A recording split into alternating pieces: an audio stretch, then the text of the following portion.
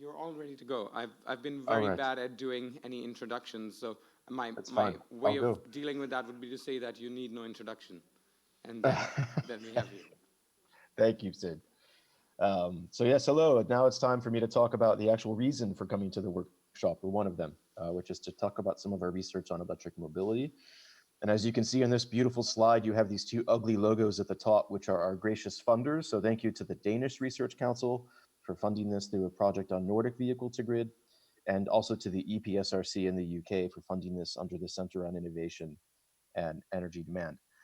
I also really wanted to start, and I hope you can now see four smiling faces, so I think the slides are working, that the work I'm presenting isn't just my own. So I had a really excellent team who you'll see citations to their work in the presentation, but it was Lance Knoll, who was a postdoctoral fellow who's now working for a V2G company in California. Johannes Kester, who is also a postdoctoral fellow who's now working at Oxford in Tim Schwarnen's group on transport. Gerardo Zarazua de Rubens, who just defended his PhD and has an assistant professorship now at Aarhus University, and Jia Lin, who was from Cardiff, working with Peter Wells in Wales, and she was working for Aarhus as well until she went on maternity leave, where she is now back in China. But the work is not just mine, and in many cases it was even led by many of my colleagues, Lance, Johannes, Gerardo, and Xiao. I wanted to give a little bit of background and context, if there are any other Americans in the room, and I think we have some, like from Seattle, just where the Nordic countries are, because I was always reminded when I moved to Denmark, my mother told me that I would really love Amsterdam. So just to refresh everybody's memory, when I'm talking about the project and I'm talking about the Nordic countries, they are the 5 countries of Denmark, Norway, Sweden, Finland, and Iceland, not the same as Scandinavia, also not the same as Northern Europe. So for those of you who are in Norway, you know there's a very specific notion of what Nordic means. There's no Greenland here, even though it is officially part of the Kingdom of Denmark, but that's only because it features so minorly in electric mobility transitions that we didn't include it. There are only 40,000 people roughly in Greenland, so it has a very negligible impact on mobility patterns. To give you a bit more background, I quite like this slide, which is actually very recent. It's coming from Bloomberg New Energy Finance, and the data is just about a month old, so it hasn't even been published yet. But what you can see about the slide, I mean, there are 3 really interesting things. The first is the first thing is we have more than 5 million EVs, which is amazing because just a few years ago it was less than a million.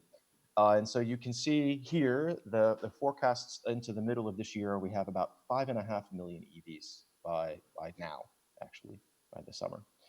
And most of that is also not even in Europe or North America. It is China, is by far the world's biggest market for electric mobility. The second thing that's quite striking about this is if you take another way of looking at the diagram, the time that it's taken to sell a million EVs has been shrinking dramatically. So to go from the first million took about 15 years, from the mid 90s with the release of the EV1 all the way up until about the 4th quarter of 2015. To sell the second million took almost 2 years. To sell the third million took about a year and a half. And now on this current trend, they're selling a million EVs every few months. And some of the projections are kind of crazy. I mean, the International Renewable Energy Agency, which is not an EV advocate, right? They're looking at just energy trends, predicts that we will reach 980 million electric vehicles under a business as usual scenario by 2050. 900 million electric vehicles. And the final thing, which you can't really see in the graph, but the final reason this is important is because after China and the US, the biggest mass market for EVs is the Nordic region. So even though you're not going to get the top 2 market countries, I think that our project, because it's the 3rd largest market, still has a lot to say about early adoption preferences, driving practices, and as we'll see, insights for governance, accountability, and legitimacy. And this just goes to show you in the Nordic countries, you know, you've had very fast adoption rates. Both Norway and Sweden are in the top 5 in terms of EV adoption per capita. Also, all of them have incredibly fast growth rates. We're talking triple-digit growth rates, as in more than 100%, a doubling of EV adoption, many countries in the Nordic region from year to year. And I just saw this on my Facebook feed. Thank you, Facebook, for knowing what I guess I'm interested in, where this was from, I think, 2 weeks ago, where you can see already the newest data from this summer indicates that in your very own Norway, Now, more than half of new car sales are completely electric vehicles. So it's already outselling gas and diesel vehicles in Norway, although that is clearly an anomaly. It's not happening elsewhere in the world. So the Nordic area is an exciting marketplace where there's rapid adoption and diffusion, more than in most other regions, and on a per capita basis, it's clearly the world leader. Yet, the entire mobility system of the Nordic countries is pretty problematic. And I think here in this slide, I mean, I've given you a bit more background as to why it's important to electrify mobility. And I often tell my students that I think there are 4 distinct reasons. One of them is the health and environmental externalities with pollution that come from fossil fuels. And I'm still amazed that depending on how you calculate the numbers, almost as many people die from vehicle pollution as they do from car crashes. And the World Health Organization is telling us that we have at least 200,000 deaths per year attributed to particulate matter coming from vehicle exhaust. That also means in many places like Copenhagen, which is a fairly clean city, because cars are the leading cause of particulate matter pollution, they are the single most polluting instrument or technology in the country, more than power plants, more than dust, more than industry. The second reason is, as you all know, the Nordic region has a compelling need to store renewable energy. You have Denmark with its wind energy, and you have Iceland with geothermal. And this in the bottom left just shows you the kind of the different peaks and demand patterns, where even if you do integrate solar and wind, all the places that are white, right? So wind shows up in blue and solar shows up in yellow, but the load profile is the black line. So all those gaps are where you cannot meet current demand with renewable resources alone. So the idea here is we need storage. And vehicles offer a really interesting potential for storage. The third kind of reason is what we're all talking about today, which is this push to decarbonize our economies, of which, of course, transport and mobility is one of the biggest sectors that needs decarbonized. And you can see here, these are projections from the IEA for the Nordic regions. They're telling us 2050, if we reach a carbon neutral transport system, should be careful, a net carbon neutral transport system, this is what the fuel mix has to look like. And everywhere you see the nice light purple color is where our electricity is supposed to penetrate. Rail, freight, and you have to love the transport people. PLDVs is personal light duty vehicles, which just means cars. Why couldn't they just say cars? And then the final reason that they're pushing vehicles, or that they're important, is industrial strategy. So I was amazed to learn that in 2010, the Nordic region actually had more than 40 manufacturers of EVs, including things like the Buddy or Think. And so there was a kind of attempt to kind of push the diffusion of new innovation and create robust innovation ecosystems that all relied on the manufacturing of low carbon vehicles. Denmark is still doing this with hydrogen vehicles as well, putting a lot of money there. Right, so I think this kind of sets the scene for this mobility transition. It's one that intersects with issues of health and renewables and decarbonization and patterns of innovation.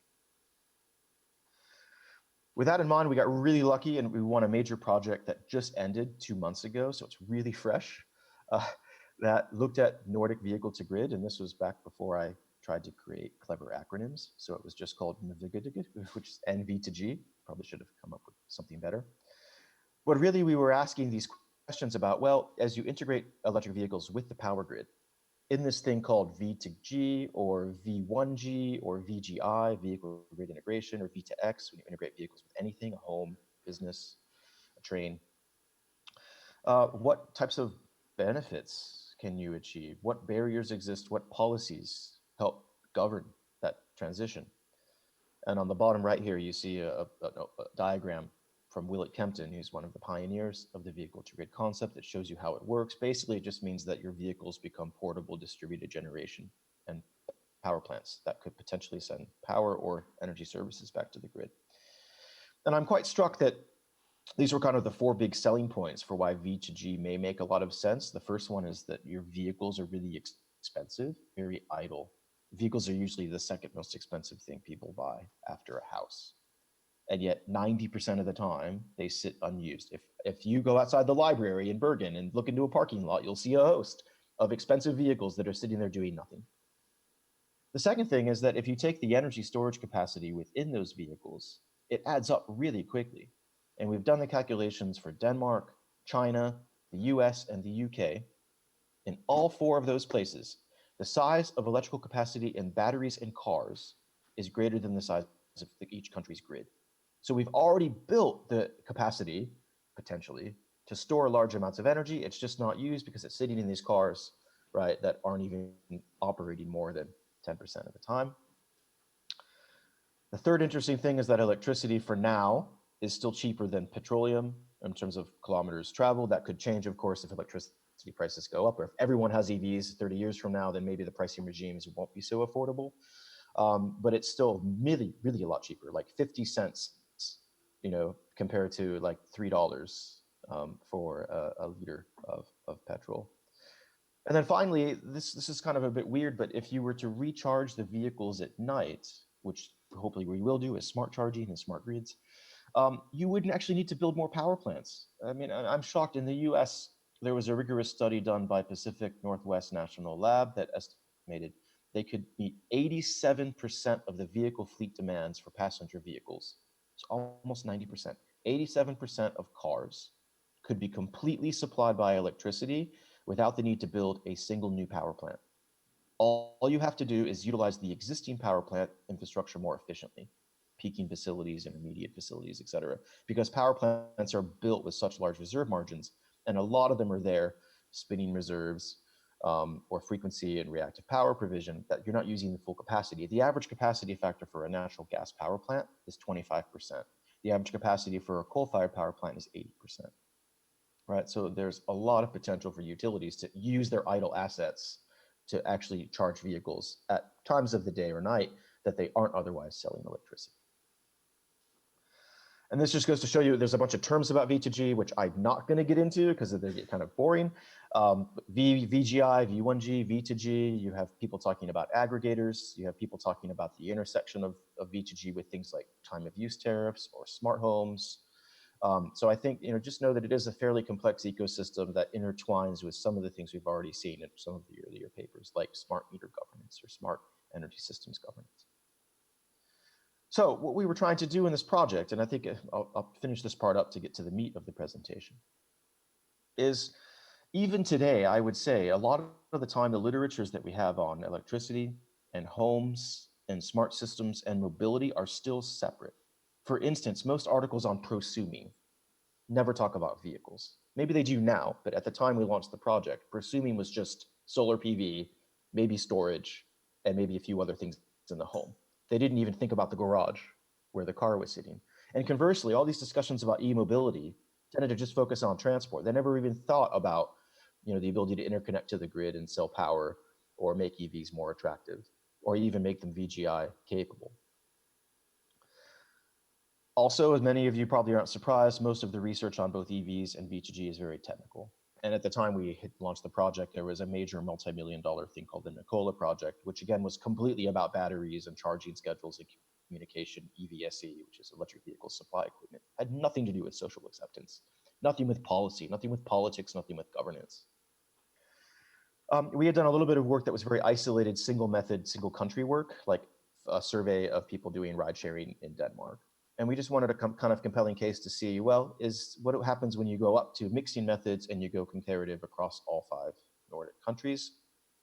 And then as we'll see shortly, we also were subtly critiquing a lot of the transport literature for focusing too much on the functional dimensions of transport and the private dimensions of transport. So private transport presumes that mobility is about me getting in a car, driving myself with my Starbucks, and listening to music as I go to work, right? But there are many other forms of mobility that fulfill many other dimensions, which I'll talk about in a bit, that create a more complex way of viewing mobility preferences. So with that in mind, we kind of undertook a socio-technical approach to EVs, which simply means, as you can see here at the bottom of the figure, the car itself, or the EV itself, is just one piece of the entire system.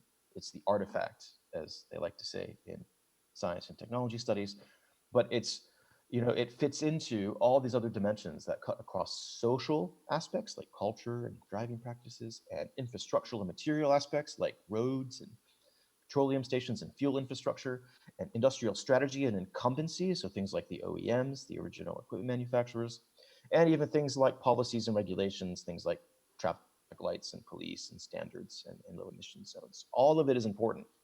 And when you only focus on one of these elements or two, you tend to miss the other elements of the system that can either impede or accelerate a particular transition.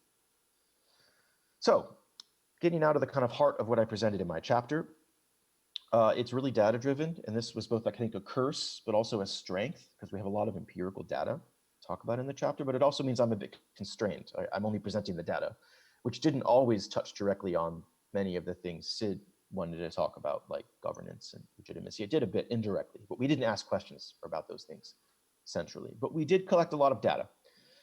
So my research team, right, Zhao and Johannes and Gerardo and Lance, did travel across the 5 Nordic countries, including Bergen, to do 257 interviews. I think, to be more precise, it was like 225 interviews with 257 participants, because some interviews had multiple participants. All of them were fully coded and transcribed, full transcription with full attribution, although attribution was done anonymously. And in the end, even just this method, because we collected so much data, we had 980,000 words of text, which is a lot of text, which is why the team is still writing papers now, because we're not using machine learning. This was humans who actually read and coded and interpreted all of the data. As I said, we wanted to mix methods. So the second thing we did is we did 8 focus groups, including one in Bergen, completely open to the public.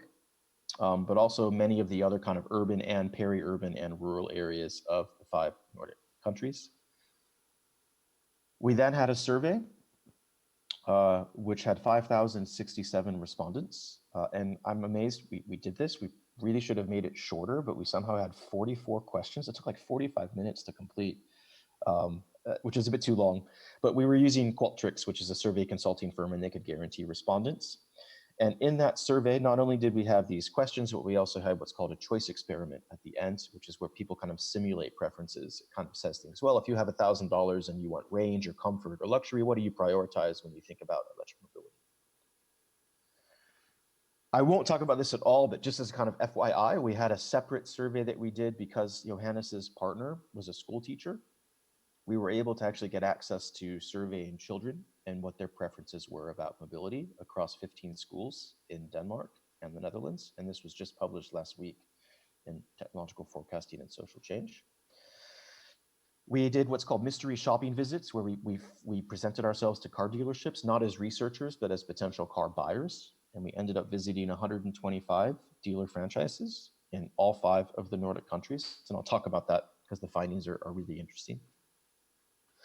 Then, because we had Lance on the team, who was an engineer, we did a lot of simulations and scenarios, and I'll talk about those just a little bit, but things like looking at systems optimization, things like co-benefits for health, things like positive and negative externalities, both in their temporality, their spatiality, and their scale and magnitude. And yes, as if this wasn't enough, we also got really deep into standards, and we downloaded and purchased the ISO standard for V2G aggregation and some of the EV standards for charging, which were not cheap, but we had money. And poor Lance did have to read the other 5,000 pages of standards. But we used that for an article we have on the co-production and interpretive flexibility of standards. And you can see for later, I don't have references at the end of the presentation, but I've put in parentheses all of the papers the team has helped write. So if any of these really tickle you and you want to look them up later, they're very easy to find. And again, I won't talk about this at all. We had a final spin-off survey that used the same instrument in China, because it is the world's biggest mass market for EVs. That was also just published earlier this year in one of the transport journals, called Pleasure or Profit, which is underscoring what do consumers in China prioritize when they make and consider preferences for EVs. Okay, as if that wasn't enough, the way we did the project, it was also about mentoring my research fellows. So we collected all that data. We didn't have papers in mind from the beginning, although we had our research questions, which we kind of thought could become papers. Instead, we really wanted to inductively organize, papers around findings that came out. And this was a really nice set of discussions we had with the research team. And I'm really delighted that it was really, in many cases, Johannes and Gerardo and Lance who took the lead on many of these deeper papers. And so just also as a kind of FYI, if you really want to learn more about these types of things, we have a few on just barriers, which I'm going to talk about. We have a few others on policies and policy mixes for both EVs and V2G, which are separate because they have separate policy architectures, which is another interesting finding. We can't treat them synonymously. We have some work on automobility, which is the kind of sociological notion of how we think about single occupancy motorized transport in a private functional manner, drawing from people like John Urry and Elizabeth Shove. We have one on justice and equity, which I'll briefly talk about. We have one on business models, and another one on what are called innovation activity systems for V2G. We have one on range anxiety, which is when people say that the EVs don't have sufficient range to get where they want to go to meet their driving needs. We have one on gender, which also just came out last week. There's more. We have one on visions and narratives and expectations about V2G, including utopian and dystopian elements of those visions and narratives. We have one that Lance did on conspicuous consumption. So he takes Veblen's notion of conspicuous consumption and combines it with Rogers' diffusion of innovation. So we have a piece on conspicuous diffusion, which is really about the luxury attributes of things like Tesla and how that intersects. And it kind of challenges these early adoption notions that they're all about price. They're actually about other things like symbolism. We have one that looks at path dependence and what we've called societal embedding. This is taking a framework from Frank Heels and Johann Schott, who were co-authors for that piece that was also just published this week. One on theories. Not going to talk about that too early in the morning. And then two reviews. And then we have the capstone, which is this nice book, although I guess it also kind of reminds me of a Star Wars Imperial Trooper when I take a step back, but which was led by the team. That really just summarizes all of the data we collected, not organized by paper or theme, but just simply the kind of dimensions of the socio-technical system. The technical aspects, the political aspects, the economic aspects, the social and cultural aspects, and then the kind of, we problematize different pathways, including pathways here, like you can see in the middle, like conservative backlash. What happens if indeed incumbents do challenge an E2V mobility regime? Or it remains a perpetual niche, or maybe it's utilized in dirty grids, which means you can aggravate social problems with V2G, or we go the other way, kind of like Jenny's paper, and go to like the super smart, resilient, well-governed grid in which V2G is heaven rather than hell. And V2G at this current stage is so contingent, it could be any of those pathways, quite honestly. But anyway, I'm happy to share. The book is free if you contact us via ResearchGate. We have all the chapters uploaded there, which we can give you for free because Palgrave wants £200 for the book. So tying it out of the chapter to you in this room, I just wanted to kind of sketch in the few minutes I've got left, what are the key findings and what do they mean about legitimacy, governance, and transitions, which we're all here. And I think inductively, this slide can also have 20 findings, so I get to kind of choose the findings I think are most important, and this is what I did when I drafted the chapter. So I think the first one is to remind everyone in the room that EVs are a legitimate decarbonization option that have a lot of co-benefits, but they aren't always falling purely in the financial or environmental domain. And they're often mediated by complex demographic attributes and can, in some cases, even reinforce things like classism or gender inequality, which I will also talk about very briefly. However, the ability for EVs, and this is key, to reach these goals is by no means predetermined, which does make them a contestable option for mobility, because there are configurations that can be actually negative from an environmental, social, or an economic standpoint. Even in the Nordic region, even when you've got 60% of new car sales in Norway that are now EVs, there are still a host of barriers. We identified dozens and dozens of remaining barriers. So I think this implies we have to still actively govern the E to V transition. It won't just happen with market forces. Just talking about one particular piece of the system, dealerships are a really interesting and severe obstacle. So this would be a case of a kind of an intermediary acting as an impediment to the transition. Justice and equity need to become more prominent. So this is building on a lot of the earlier discussion we've had already at the workshop. And then finally, for you especially, there are huge research gaps that I think everyone in the audience could even potentially help address. So that's where I'm going. In case, I guess, the presentation freezes and you lose me. So the first finding, which I don't think needs asserted that strongly, is that there are positive reasons to adopt EVs from a public policy perspective, talking about market failure or externalities. And this is just Lance did some very complicated modeling where we took all these things here, the cost, the kind of range, the wear and tear, battery degradation, as well as all these other different scenarios about how much it will cost to drive and to get diesel, and how much carbon will cost, and how much electricity will cost going out to 2030. And you can also see that he ran 3 different pathways in the upper right. And this took a lot of time. We actually ended up using a supercomputer at the University of Delaware to do a lot of these models. And in the end, based on these types of assumptions, you can see here that even in just Denmark, if you do equip EVs with vehicle-to-grid configuration and you were to increase their penetration to 75%, you would see a $34 billion gain in net social benefits. And we were only monitoring, by the way, carbon and health. So avoided NOx, SOx, and particulate matter. And climate change damages at like $20 a ton. And if you put it in terms of context of vehicle, it's actually quite big. It's $1,200 per car per year. And for any of us that have cars, that's not a massive amount of money, but it's certainly significant to kind of factor into people's decision-making calculuses. And this just shows you in 2050, the simulation of the Danish grid, and how its total load would look. And you can probably see it. It's the nice blue color in the middle is the grid services that V2G would be providing. So it's also not a huge, that's the other kind of interesting thing. To get these benefits, V2G isn't providing energy and electricity. It's not doing peak power. It's actually mostly grid services. Things like spinning reserves and reactive power and voltage control. However, those types of benefits, carbon and health, aren't the only ones. And in the surveys that we've done, there are many of these other non-economic, non-environmental things that are really hard to monetize and that really challenge the community. And I've just circled 4 of them here, right? But I like this one in the middle. One of the things that came up very frequently was guilt-free driving. Another one was freedom, feeling free from fossil fuel companies as you drive around. I mean, these are things that people think are important when they decide about the mobility preferences that they utilize. But don't factor well into our integrated assessment models, or even the modeling we just did talking about co-benefits.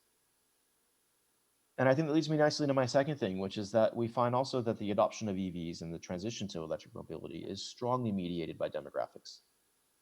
This is showing you some of the survey data, and I've tried to make the colors pretty easily to discern. So men are in blue and women or female are in orange, and you can see every time you see these very different differences.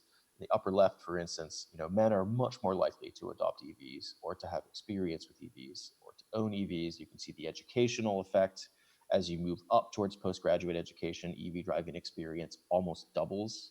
You can see household size issues as well, because as you get a bigger house, a bigger family, you may need an EV.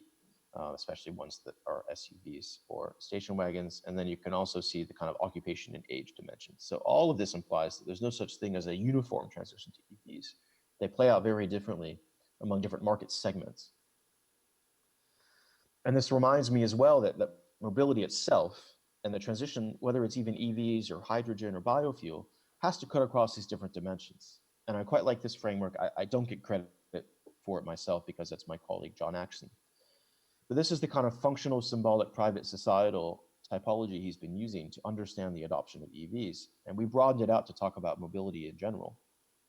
And this little gray box in the upper left is kind of how most of the transport community, if I had to guess, like 95% of studies that you read still focus on only these aspects. Driving saves you money, or driving is fun, or driving is reliable.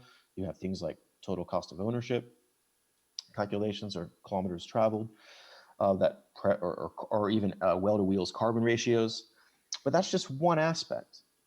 You can also see there are symbolic aspects. So the kind of functional things are what it does for you, and the symbolic dimensions are kind of what it represents or says. And here it can fit into notions of identity and gender, or status, or even members of groups like the Tesla Club.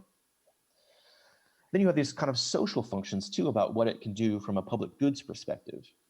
Mitigating air pollution, mitigating climate change, reducing oil dependence, price volatility, energy savings. And then you have also what it can say to society. You have people who innovate because they want to inspire other consumers. Or you want to send a message to OPEC.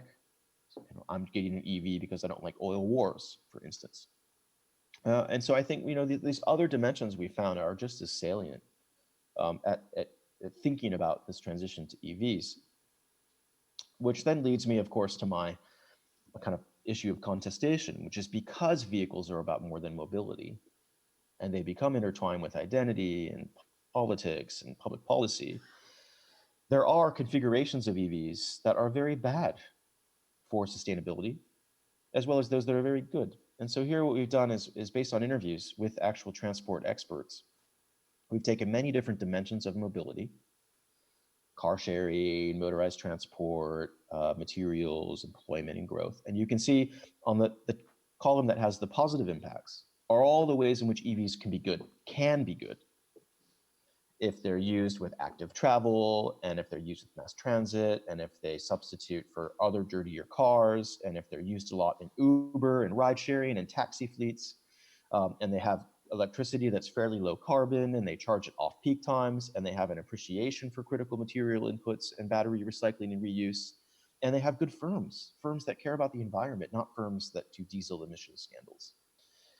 And on the other hand, you can see on the right column are all the ways that you can have the opposite.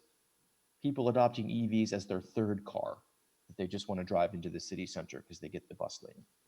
Or it increases rebounds in car-based mobility. They no longer want to cycle or walk because they feel green that they have an EV. They take extra trips. Or it's based on coal, like in China. Or they charge at peak times, which stresses the grid or the local distribution network. Or they don't pay attention to things like cobalt, nickel, cadmium, lithium inputs into the supply chain. Or they're used by the transnational energy or automobile companies that don't care about sustainability, right? And so I think whether EVs are good or bad is a very complex question that plays out. And what could even worse is you can achieve some configurations that get you some of the positive impacts, as well as some of the negative impacts, right? So then it's about these kind of trade-offs within the components of EV transitions. And again, this kind of plays out as well if you go back to the typology that John presented. Here we're drawing from a special issue on EVs, where this is all the articles in the special issue on EVs, and all of the plus signs are areas in which there's a positive impact, or at least perception, because we were talking to respondents about what they perceived. It's not necessarily truth. And all the minuses, though, are ways in which EVs, can actually be negative. And I like some of them are kind of really contextual, like noise pollution. That EVs have noise actually can be important, because in the surveys that we've had with car enthusiasts, one of the reasons they like cars is because they make noise. They want to rev the engine. So in that community, you want to simulate noise. However, if you remove noise and make vehicles quiet, that tends to be what other people really like about them, the smoothness of the ride, that they can actually hear themselves think. And in other situations, you have cities like London and New York that are mandating that EVs have to make noise when they're in pedestrian areas so that people can hear them coming. Otherwise, we've learned to cross the street by using our ears, but EVs don't make any noise, and so don't make as much noise. And so there have been accidents already where people get run over by the silent, stealthy EVs. So there's just one dimension of where the issue of noise, is it positive or negative, depends on a whole bunch of other dimensions that do cut across these different domains. As I mentioned as well, there are a compelling number of barriers left in the Nordic region, and this does come from a mix of our focus groups and our interviews. And again, as you can see here, these are all over the place. These fall across the socio-technical spectrum. Some are economic, like the price, they still cost more, or information asymmetries. Some are about incumbency, right, the OEMs. Only Nissan currently offers a V2G capable EV. And a lot of those OEMs were very reluctant to start selling. I mean, Fiat Chrysler used to say, don't buy EVs, they'll ruin the company. You have issues of materiality and charging infrastructure. You have issues of politics and policy and political will. You have the legitimation of road building, even into wetlands, because you have EVs. So policymakers feel they're already being green enough, so they have a rebound effect cognitively that you can then build more polluting infrastructure. And then you have these weird demographic things, like respondents talking about how they're only buying vehicles to symbolize things like identity or masculinity or even sexuality, which also fits in with things like Nussbaum's capabilities frameworks, because that framework also recognizes that other elements like status and prestige and sexual satisfaction do fit into a capabilities approach. So it's really complex. And what we've done in some of the papers that have a lot of the empirical data is we've created these kind of inventories or catalogs of barriers. And what's interesting about things like EVs or V2G is they cut across electricity and transport. So you have an amalgamation of barriers. You have here the 40 barriers respondents mentioned just about electricity, coupled with the 44 barriers they're identified about transport. That's 84 barriers if you just take our respondents at face value. And also if you don't account for frequency, because some of these barriers are just mentioned by one or two respondents. But even if it's truly only half of that, it does imply that even in the third largest market for EVs, there's a ton of stuff that are left that are impeding the ability to make these transitions faster, better governed, quicker, more accountable. Another interesting finding, if you find a lot of the transitions literature is now talking about intermediaries, these kind of actors who act as gatekeepers or sit between consumers and producers and can influence the trajectory or shape of a transition. And we were quite amazed by how kind of antagonistic and against EVs dealers were. So when our dealer visits, which were led by Gerardo, you know, you can see we did 128, but in 28 of those visits, you know, dealers completely dismissed EVs like this. The economics don't make sense, right? Or they complete lie. We don't have this car on the lot. And you're like, but the car's over there in the lot. No, it's already sold, but it's not sold. They just don't want the hassle of having to do it, having to go through an EV sale transaction, which can take longer. Or look at this one here, number where we had 14 people talk about how it's an inferior option. Do not buy this car, it will ruin you. It will ruin you financially. And what Gerardo did, because this was for Nature Energy, the peer reviewers really pushed us to be more quantitative. So he created a simulation and a model that predicted how often a typical mass market consumer would have purchased an EV if they were going to the dealership that day to buy a car based on interactions with the dealer. And the simulation suggests it's not looking very good.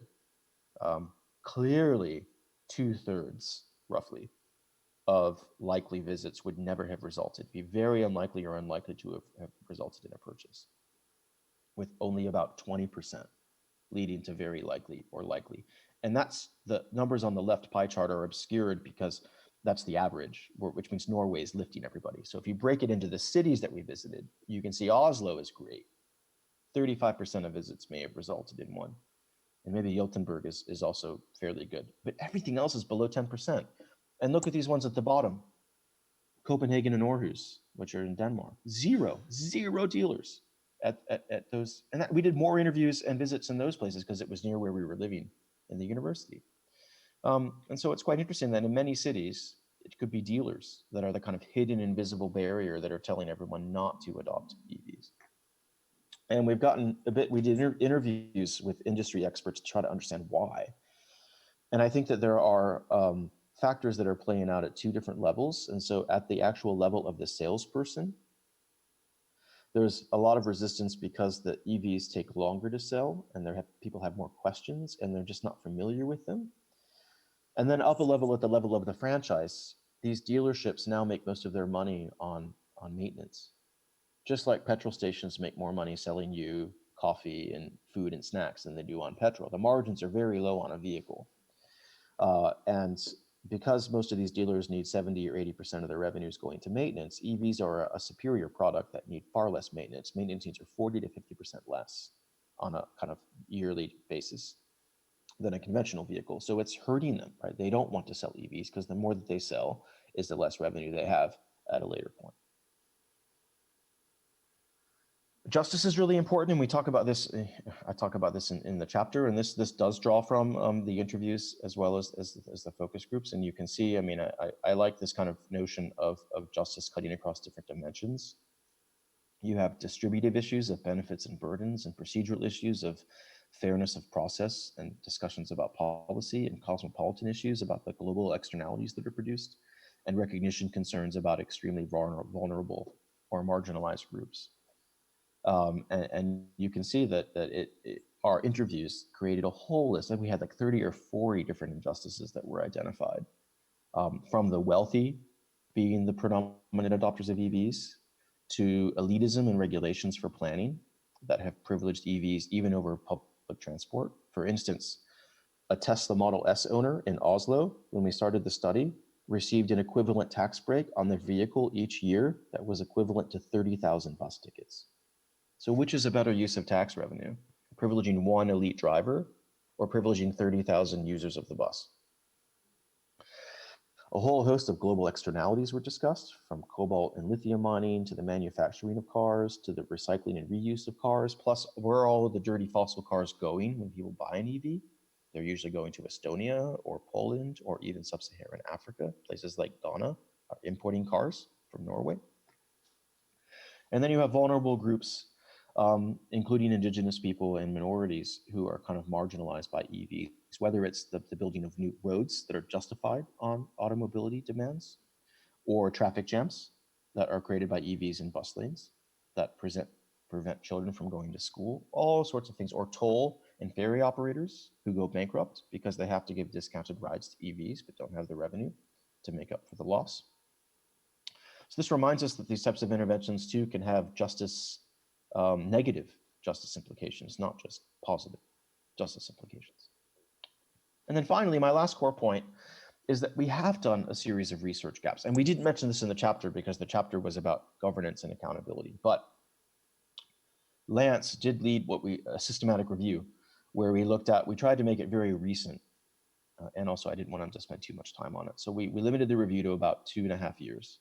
And we searched everything, every study on V2G that we could find. So we collected 197 studies in the end that met our criteria.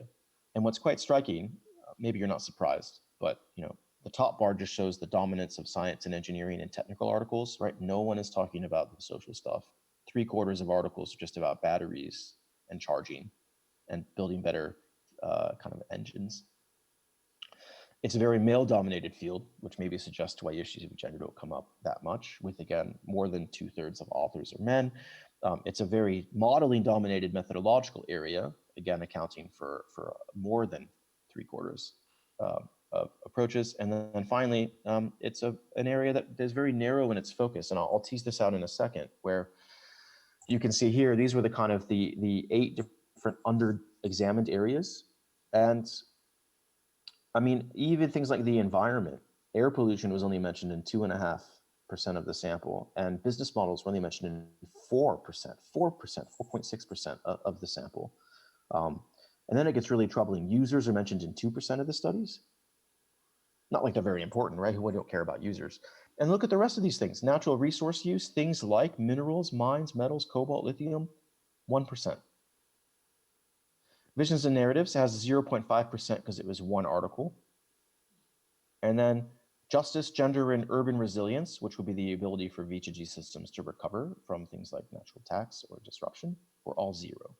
Not a single article in the sample at that time had talked about gender, masculinity, femininity, justice, equity, distribution, cosmopolitanism, or recognition justice, or things like adaptive capacity, resilience, and sustainability. So I think that charts the way that all of these topics, business models and resource use and narratives and visions and justice and gender, are certainly welcome from the community and definitely need more elaboration as we go forward. So to conclude, what do we mean now, thinking back to the book and thinking back to Sid's project? I think the first thing is that the EV transition is one worth fighting for, and it is worth trying to advocate if we become advocate, we step beyond just being neutral scholars, because it does have the potential to improve health and mitigate emissions and other non-monetary benefits. But many of these will never be able to model. And many of these fit into a lot of the heuristics that we use in the academy because they aren't functional, they aren't rational, they aren't financial. And that is a real challenge for us as we think about the more complex, even hidden ways that transitions can interact with those types of elements, which do shape both legitimacy and contestation. People's demographics will mediate these things. This also implies there's no such thing as a one-size-fits-all audience. There'll be many very different market segments that will differ based on experience, family size, occupation, training, gender, class, income, and age. And this, can help create new markets, but it can also open up whole new complexities because those categories change, right? We become middle age. We become a larger household if you have children. or you fall ill. All of that can also significantly affect people's both mobility patterns and preferences for EVs. Um, Intermediaries pop up as something that we think needs a lot more explanation. Car dealerships are just one type of intermediary. There are many others in this system, like people at petrol stations, people who design vehicles, also people who are reselling. We wanted to do a whole article on used cars, but we just didn't have the capacity to look at the reselling of EVs. And there are also whole secondary markets for things like software, digitization, IT security, protection, and monitoring, and all of that, which also create new types of gatekeepers and new types of aggregation flows. And so I think that that is also a very exciting area that social scientists like us can start to unpack and understand. And it also challenges a lot of the models that exist that presume diffusion curves are influenced mostly by the developers of the technology or the consumers or policymakers.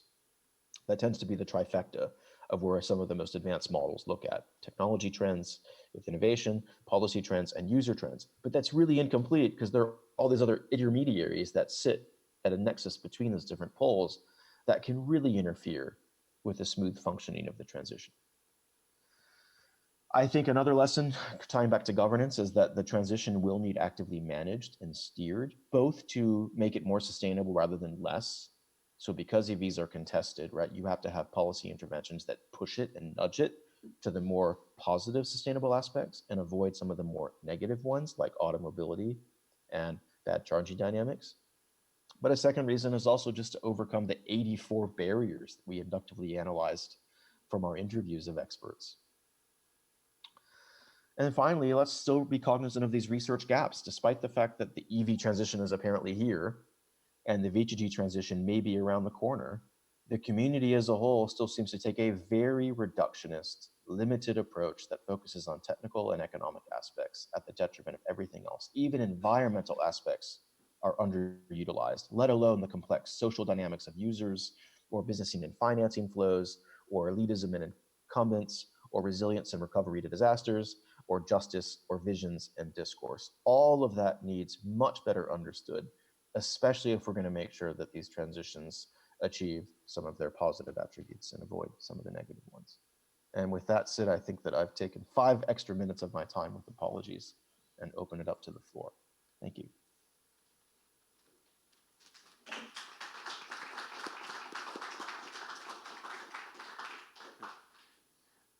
Benjamin, thanks for that talk. I think we have a flood of questions, is my assessment from looking over this audience. So why don't we take a bunch of questions? Or maybe I'm wrong and you've stunned everybody into silence.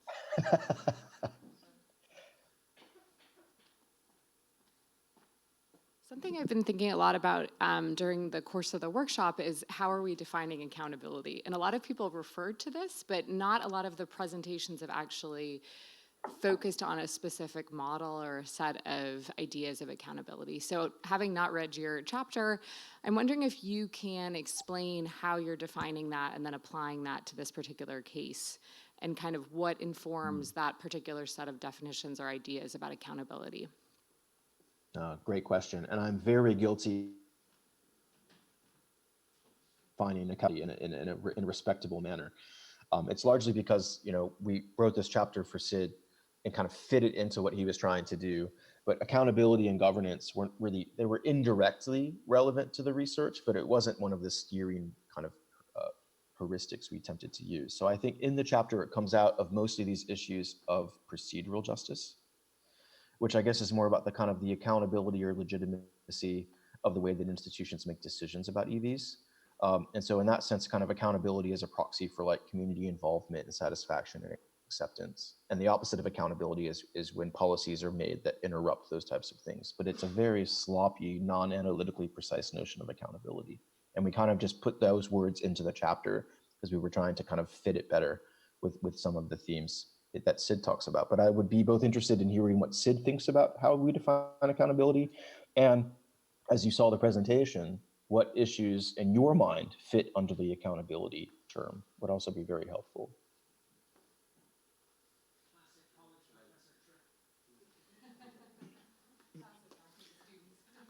I think that's something that I'm going to wait on and get back to after we've taken, there's a few more responses here. And it's not because I don't have something to say. It's also something I want to bring up in the last session, which I know you won't be around for, but all the other keynotes will sit together and sort of go in a focused way to that question at the close of the day. So,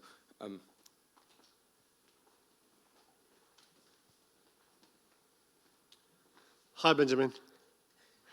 Hello again. Hello again. I thought the car dealership study was fascinating, and I wonder if you could say a bit more about that. This is a bit of a detailed question, but I imagine sort of the person the researcher walking into the car dealership, and how was that done? I mean, what were the first questions asked, etc.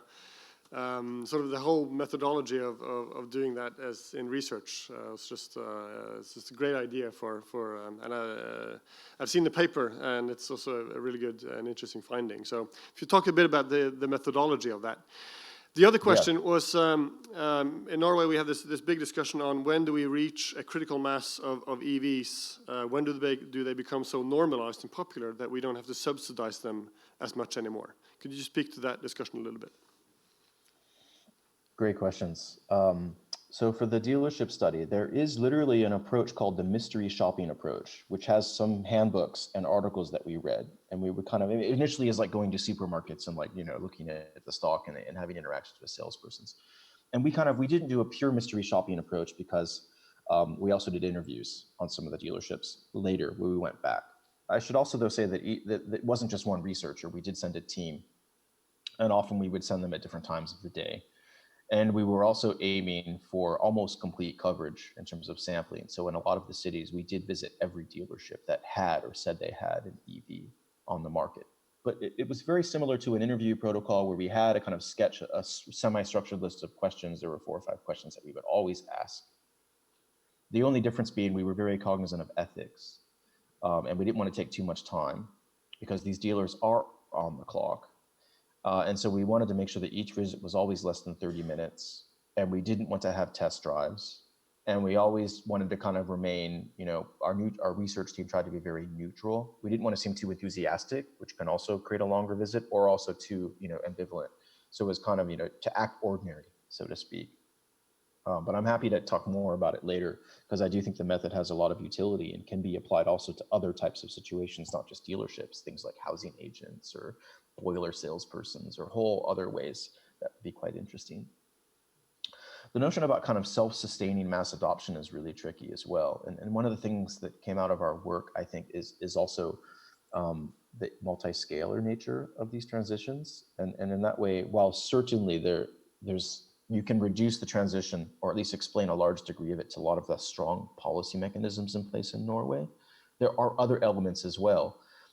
Global landscape trends, right, that are pushing vehicles to be made more efficient and cheaper, changing demographics and ways that we do mobility. So mobility as a service and things like Uber and all of that are also challenging conventional notions of owning an automobile, which is why in many cases, early adopters of EVs are fleets, and those fleets are using minicabs or taxis, or things like municipal fleets. Like the city of Sonderborg has the parking ticket people drive all around in EVs. But I do think that you're right, that at some point, just like the conventional car reached a tipping point, that it no longer needed subsidies and support, that maybe EVs will reach that. But I'm just thinking back that energy and transport are so subsidized that even now, when you think that certain automobility regimes aren't subsidized, they really are, especially with roads and especially with externalities, right, that are produced, which create these kind of public goods market failure problems. I mean, if you take the IMF data that says that we have like $5 trillion of subsidies every year, and that's not even looking at mobility and transport subsidies, which add another $2 or $3 trillion to the mix. It's such a heavily distorted marketplace that maybe we should never stop subsidizing EVs, at least having policies that actively govern them, in the same way that we still have policies in place 100 years later that actively promote coal and gas and oil, even if they're hidden. So I guess maybe this more critical analyst in me is just saying maybe the solution isn't to stop supporting them with policy and governance, it's just to change the way that we do it and the way that we frame it, so it doesn't always show up on the books as a direct subsidy, in the same way that these indirect subsidies continue to benefit, the automobility systems that are very fossil fuel intensive.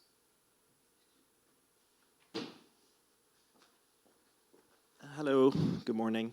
morning. I'd just like to comment on this idea of the contestation to the greening of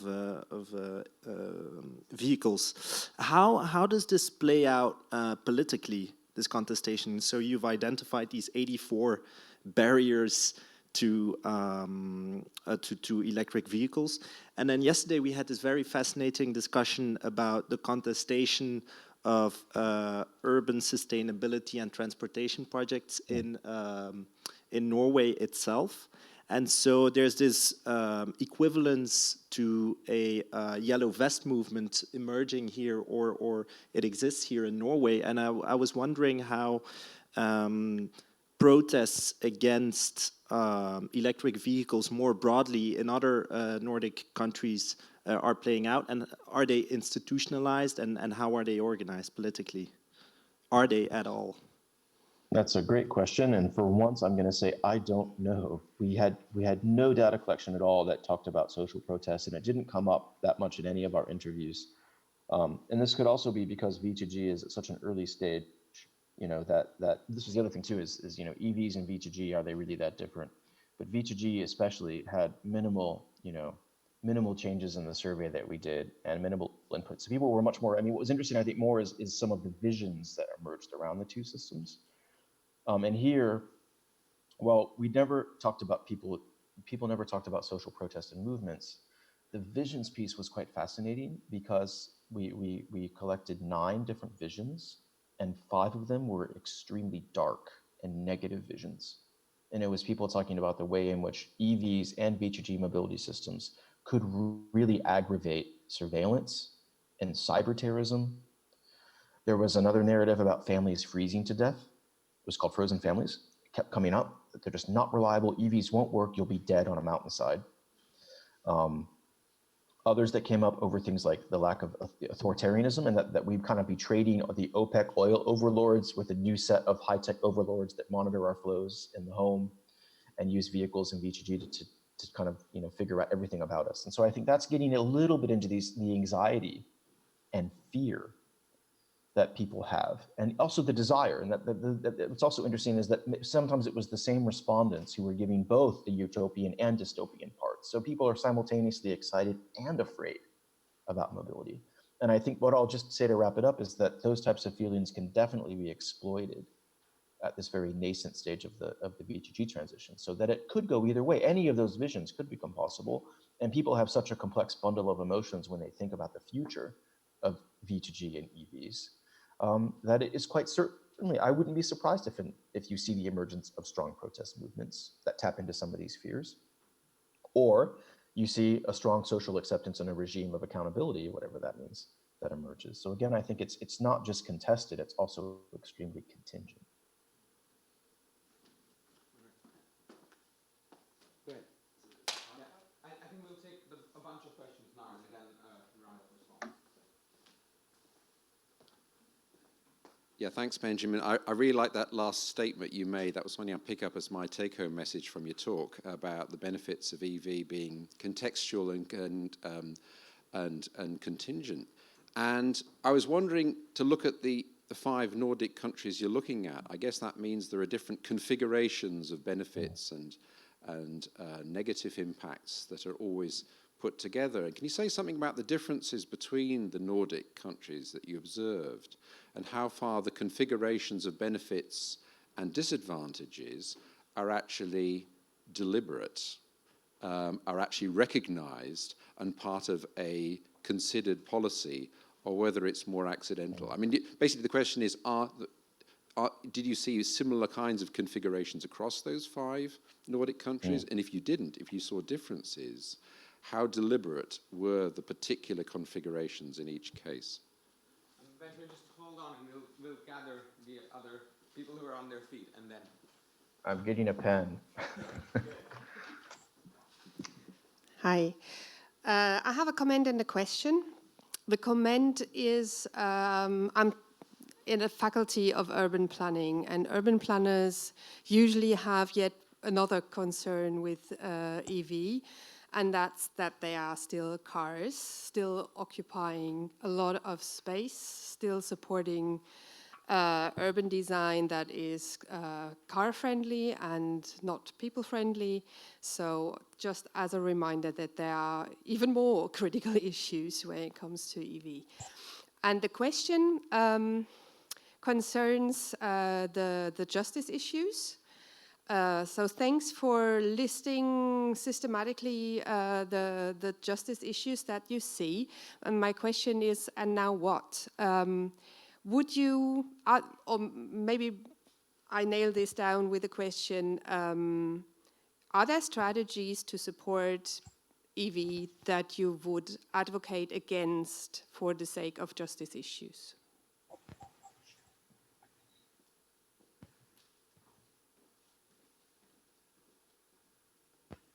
Yeah, so my question kind of goes into a little bit the same, and it's sort of, I'm thinking that a lot of, at least my generation, or if you live in town, that's more, or I feel a lot of people don't want to have a car, and how does that play into this? If you, like that, is that something that come up in your survey? And also, if women and people with lower income doesn't get an EV or in the same extent, sort of how that they might be using it in the public transport, and is that kind of part of this statistics that that the public transport might use go on like electricity, or yeah, sorry about the maybe non-specific there, but yeah, okay, thank you. Okay, that's it. All right. Well, I will be as brief as I can. The question about spatial differences is very good. And here, I don't want to cop out too much. It was Zhao Lin who was writing the article on spatial configurations and how each of the 5 countries had very different regimes. And then she went on maternity leave. So I'm not sure it will ever get done because now everyone has moved on. But I was presenting data from the Nordic region as a whole, but there are definitely different spatial attributes. And we kind of joked about like the diesel mafia in Denmark versus the kind of biofuel mafia that was emerging in Sweden, and the EV mafia that was kind of in Norway, and the kind of focus on hydrogen vehicles a lot for rugged Iceland. And then the Finns are kind of don't know what to do. That was the kind of like really loose and rough narrative that we were working with. I will say that the standards piece that we did does get into a little bit of spatial variation, because we talked about the interpretive flexibility the standards had and the different ways that China, the Netherlands, Denmark, and the US were all dealing with the standard. So it's the same standard, but there's extremely different spatial variation how that standard is interpreted, from complete acceptance to complete rejectance. So there's a little bit of that spatial stuff there. And then the other thing is we have another article that is about space, but not country-wise. It's more urban-rural. And we use GIS there, where we have mapped all 5 Nordic countries, but it's challenging this notion that EVs only need to be urban. There was a lot of discussion in rural areas, and actual registration has been fastestly increasing. We got access to vehicle registration data for all 5 Nordic countries and plotted it.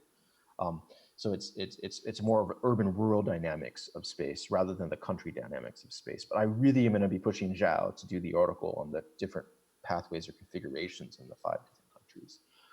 For the question about justice, we did have a really weak, I shouldn't say this, weak paragraph and table in the article about policy mechanisms that would enhance the justice of EVs. And some of it picks on what I said earlier, like more incentives in rural areas. Also, that charging infrastructure isn't always the solution people think that it is, because there's adequate range now. So it might be a better use of resources to put it into things like given that one of the strongest determining factors of EV adoption is experience, that also implies that test drives are a good way of getting people to learn about EVs. So if you were going to use public money, more test drives and demonstrations, less charging infrastructure, depending on where you live. And then there were a whole other bunch of things too, like making them more affordable for lower income households, or injecting them into the transport options that those lower income groups use, like electric buses or micro-mobility, electric scooters, e-bikes. Or incentives that aren't just geared towards Tesla, that are also geared towards like the Buddy and the Think and the Twizy, these kind of smaller EV cars that are smart cars and much more affordable. And then the final question kind of the way I heard you talking about was kind of what about people who don't want cars, and did that come out of the material a lot? And yes and no. So within the survey, we had an unusually high number of people who said they own cars, more than what we expected. And also in the survey of school children, something like 96% of kids were in schools, even in Denmark, that had cars. They were at schools that were at homes that had cars. In fact, some of them were even at homes that had 3 and 4 cars, which I found shocking because I lived in Denmark and I never had a car. And I was in Aarhus, so it wasn't even like Copenhagen, where there was a really, robust, massive mass transit network. So the primacy of wanting to own a car and the desirability of owning a car did come out a lot. And I would say dominated all 3 methods of our sample collection, even though we had a lot of students and we had a lot of people that you wouldn't ordinarily think that have cars. Even like 2/3 of the students we spoke with had cars. Yet, also and reflectively, especially in the focus groups, that was where a lot of people challenged having cars. And while I won't say that our focus groups transformed them, we had really deep discussions that were illustrative of the tensions of automobility. People that were reflecting on their practices and thinking, do I really need it? Is it really worth it? What I think, the final thing I'll say, in all of those discussions about car ownership versus non-car ownership, climate change and the environment did not come up very frequently. It was not a determining factor in those discussions. It was usually other things: status, luxury, family identity, and notions of privilege and kind of what's expected. And people that would say that I have to have a car. That's just how, what would people think if I didn't have a car? And so I think that also underscores that as much as we in this room really want to push decarbonization of transport for the climate, that message is not resonating with our experts. It is not resonating with the focus groups, and it is not resonating with the survey respondents. Right. I will say a couple of things about what you asked earlier, and this goes into, like I said, what we'll come to towards the end of the day. Like you, I picked out 7 dimensions, and I pulled a couple of cases of the book chapters into each.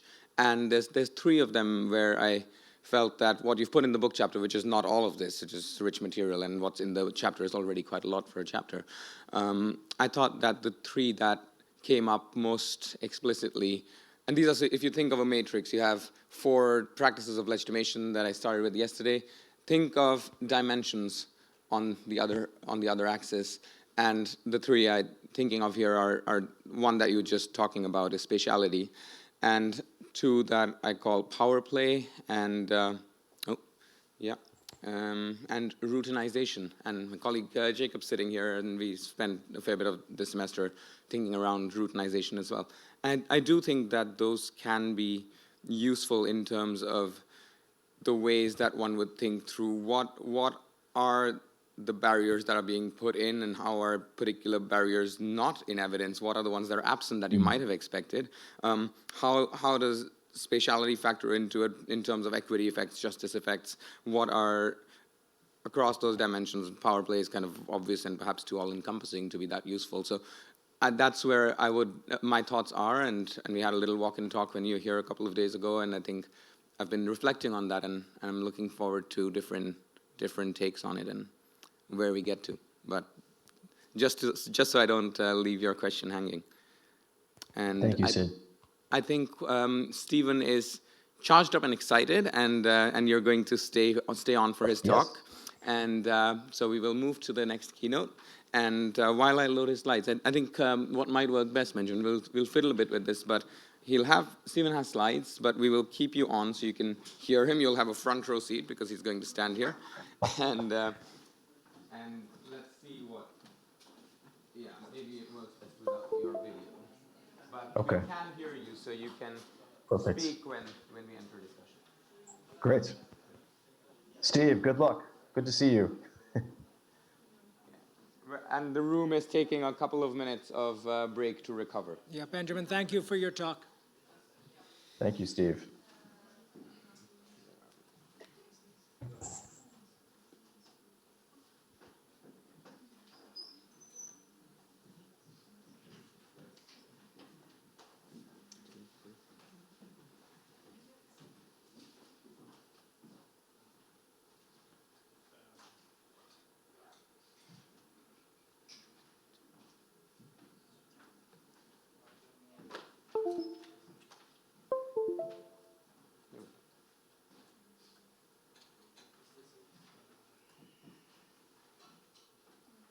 Is it Bergen Workshop? You got it. Amazing.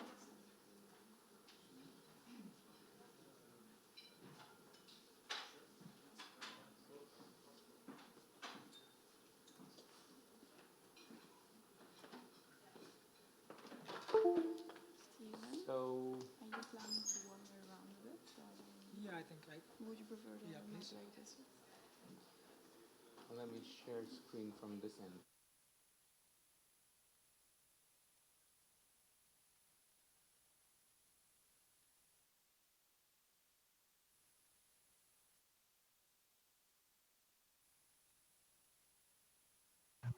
Perfect, Sid. I can see it. Yep, it does. Biodiversity conservation and extraction in the American West. Now we're live. Yeah, very good. Really southeast. But yes. Okay. No, I cannot.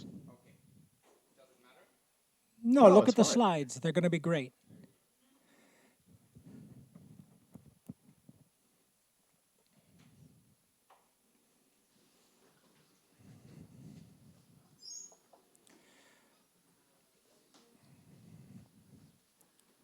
So okay, let's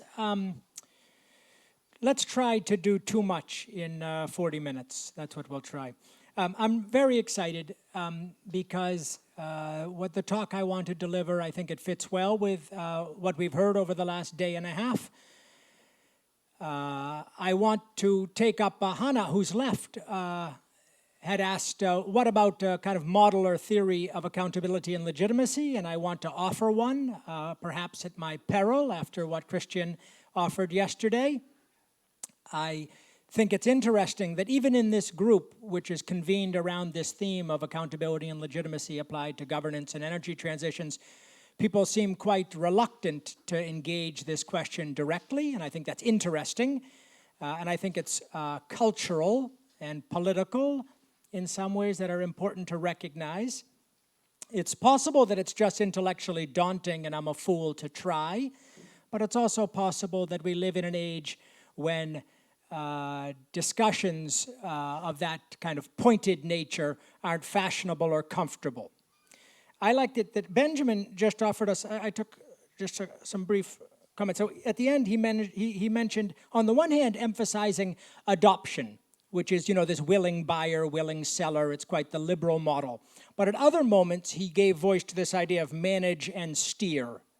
And manage and steer, that's polite talk for regulate and even coerce. He didn't use the word coerce. I'll use the word coerce.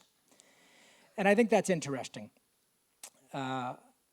And when we think about what we're going to manage and steer in Benjamin's talk, and in my talk it'll be a different object, and in each of your cases it's a different object. In Benjamin's case it was the vehicle fleet, so we're going to reshape the fleet over time, so it'll be less petrol and more electric. He gave hints about regulating, managing and steering the dealers, and of course managing and steering the buyers. You might also manage and steer the firms that finance vehicle purchases. You could manage and steer the folks who provide infrastructure and charging, and so forth. So this idea of managing and steering, that's a very gentle and kind of modern way to talk about regulation. I'm going to talk about it in a way which might be a bit savage. I will try to do justice to the empirics, because our meeting has been very empirical, somewhat to my surprise. And I suspect, because I'm the only one, I think, talking about biodiversity, why? And it's an energy case, but I think if we think about sustainability transitions broadly, it's not just about decarbonization and dematerialization. It's also about social issues, social equity, inequality. It's also about biodiversity. It could be about water transitions. It could be about nitrogen transitions. There's many dimensions. Carbon gets most of our attention, perhaps justifiably so. But if we think about accountability and legitimacy and dynamics in governance and dynamics in socio-technical systems, I think biodiversity could tell us something about prospects and dynamics for transitions. So my case with my PhD student Daniel Large is about sage grouse, a kind of prairie chicken, lives in the American West. Relative to pre-settlement times, 56% decline in the habitat range and 90% decline in population numbers relative to pre-settlement. According to the law in the United States, endangered species merit protection. The sage grouse was petitioned for protection under the Endangered Species Act. There's a very long and elaborate screening and procedure for evaluating this petition. And the US government, the Fish and Wildlife Service and the Department of Interior came up with a very creative ruling which said, yes, the sage grouse warrants protections under the Endangered Species Act. It is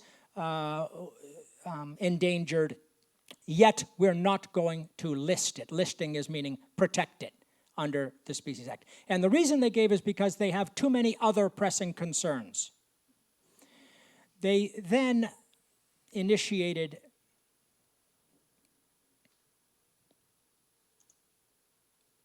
a quick slide just to show you this kind of structural problem. Oil and gas, you see in this previous slide. In the background is this oil or gas derrick. And it's the number one conflict with sage grouse in the state of Colorado is fracking, is oil and gas, and traditional extraction of fossil fuels is the number one source of habitat loss in the state of Colorado, where I'm going to focus today. And you see this map just juxtaposes where's the oil and gas proven reserves with the habitat, and you have a kind of spatial, thank you, Sid.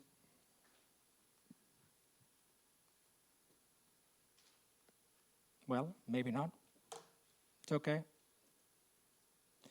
And the Environmental Defense Fund, who is our collaborator and partner, also the object in some ways of this research, created what they call Habitat Exchange. It's a market-based platform for establishing equivalence between habitats. And so when an oil and gas firm wants to drill a test well or drill a well, they, in theory, are subject to regulation.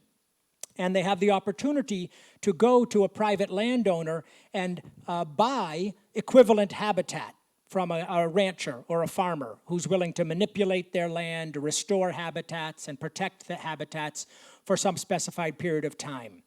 And there's a formal governance and what we call a HQT, habitat quantification tool, a model, a biological model, that establishes the equivalence between the degradation, the impact, the insult associated with that economic activity, and the positive associated with the habitat restoration activity. So this habitat exchange promises no net loss, which is a term we use for wetlands. It's a term we use in carbon governance in terms of leakage, additionality, and permanence, and it's used in habitat. I think all of us, this story is about sage grouse exchanges, but as we think about environmental governance and market-based tools, we see this in many domains. So it's a more of a general parable or story. And in some ways, the creation of the habitat exchange was the mechanism that allowed or legitimated the decision not to enforce the Endangered Species Act.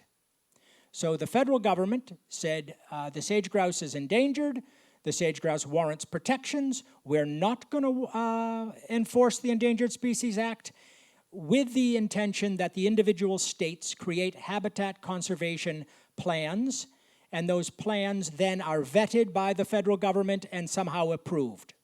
That whole process whereby the states produce habitat conservation plans, the federal government signs off on them, says they're adequate, which then allows them not to enforce the Endangered Species Act, is quite ad hoc. But that's the story as it happened, based on our research, lots of interviews in the field, documents, and over 2 years of work. The story doesn't end there, of course. In terms of the status of the sage grouse exchange, 7 years on, there have been 0 transactions in the Colorado sage grouse habitat exchange. Nothing has happened. In fact, the oil and gas industry last summer exited They got up and left. They resigned their seats on the governance board and said, we're no longer participating. This is not working. We're not participating. Environmental Defense Fund, the architects of the exchange, have withdrawn their personnel from Colorado. And they said, we're not going to throw good money after bad. We're out. This is slightly in contrast to Nevada, which has sage-grouse population. There it's not oil and gas, it's mining. Some people like to say the Nevada exchange is successful. There have been 2 transactions where a mine sold itself credits. So a mine would own land adjacent to the mine, they would restore that land, and thereby take credit for having made equivalence between habitat degraded and habitat restored. There have been no public transactions in what we would recognize as a market exchange. This is all in the backdrop of federal hostility to the Endangered Species Act, or maybe to endangered species, and the Trump administration has been quite explicit about a pro-domestic energy agenda. On the positive, a more even-handed approach, we can say that the habitat exchanges have not produced nothing. They have produced knowledge, they have produced relationships, they have produced a platform for dialogue that if we could imagine some political future where the oil and gas firms or the mining firms were actually regulated and required to offset the damage they do to sage-grouse habitat, the Environmental Defense Fund and their partners have created a kind of logical myth, a kind of plausible narrative whereby one could imagine environmental management being performed or achieved. That said, we don't know anything really about how habitat restoration translates to bird numbers. We know about habitat restoration kind of as a proxy, but maybe that's splitting hairs. So that's the empirical story. And at the end, I'm going to sandwich a kind of theoretical piece in an empirical piece. I'll come back at the end and try to apply imperfectly this theoretical apparatus to the case of sage-grouse exchanges and what I think is going on in terms of accountability and legitimacy. But let's take this question of theory. So our meeting somewhere has talked about legitimacy. We haven't really defined it or talked about why, what's its significance. So I want to try to do that very briefly. So neo-institutionalism takes this position that legitimacy is really important, and that it motivates and structures institutional fields and individual action. And legitimacy can be understood or defined as standards of appropriateness, and its function is to maintain access to privileged status and to resources, to right to operate, to money, to personnel, to confidence, to loyalty, to freedom. And so legitimacy in the neo-institutional framework of sociology or organization studies is a kind of bedrock principle. And legitimacy is the currency of action and competition. Institutions govern flows of legitimacy. And institutions are defined as values, norms, and codes that produce stability over time. And we can recognize 3 general forms as regulative institutions, normative institutions, and cognitive institutions, a classic way of defining them. I introduce accountability here in line with neo-institutional theory, that accountability is a process of demonstrating conformance with institutions. So you have these institutions, they of course are changing, but they produce stability, so they're changing relatively slowly. Accountability is a process of assessing an individual or organization's internalization or conformance with institutions. By virtue of conformance, they gain grants of legitimacy. By virtue of gaining grants of legitimacy, they retain and grow their ability to exist, compete, and grow. Examples. The medical establishment right now in the US with the opioid epidemic and the way we use prescription medication. Very fast changes right now in thinking about opioids and their place in the medical establishment. But the legitimacy of the pharmaceutical industry, the legitimacy of the physicians, the medical establishment, somewhere rests on this relation with their use of opioids and being in line with, conforming with, changing norms and understandings about what's appropriate for using opioids. The food industry and palm oil, another example. Sid's work in Portugal and the paper we're working on together in solar uptake. All of these things are subject to assessments about conformance. Is it appropriate? Do we think it's appropriate in terms of our inner register, cognitive institutions? Does it conform with the law and the commitments made, regulative and normative commitments about what we believe is just or sustainable? And you can also do this in terms of your own analysis about buying an airplane ticket next time you're invited to Bergen. It's changing our own norms and the ones we pick and choose. So my thinking on this subject came out of work I did with a former PhD student. He came to Cornell as a PhD student with a law degree, very interesting guy. He went on to Stanford and then quickly dropped out of academia and is teaching high school in New York. And he's trying to radicalize young minds in a private school in Manhattan. Quite an odd take.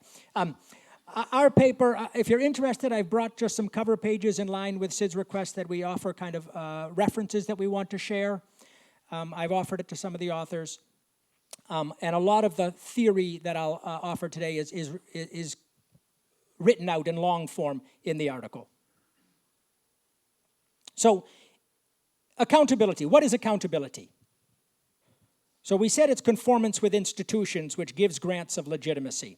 So the first piece, and the piece that I think is overemphasized under what we can call informational governance, which is in line with neoliberal ideas about markets and informed consumers, is that if we just have the information and we erase the information asymmetry, that we can overcome lots of institutional failures. And so accountability is often thought of as this kind of challenge of providing information and gaining access to accounts of people's behaviors. And that's very important. It's where accountability begins. But the information feeds into a judgment, what I want to call a test, an assessment. And it's an essential piece of making sense of the information. You don't just get the information, you have to compare it to something. And what you're comparing it to is this institutional norms. And out of that test comes a activity which can take the form of a sanction, a penalty. It could be a penalty to a purchaser of a petrol vehicle. It could take the form of a penalty to a dealer who refuses to encourage a test drive of an electric vehicle. It could take the form of a penalty for an oil and gas firm that fails to restore habitat equivalent to the degradation associated with their fossil fuel extraction.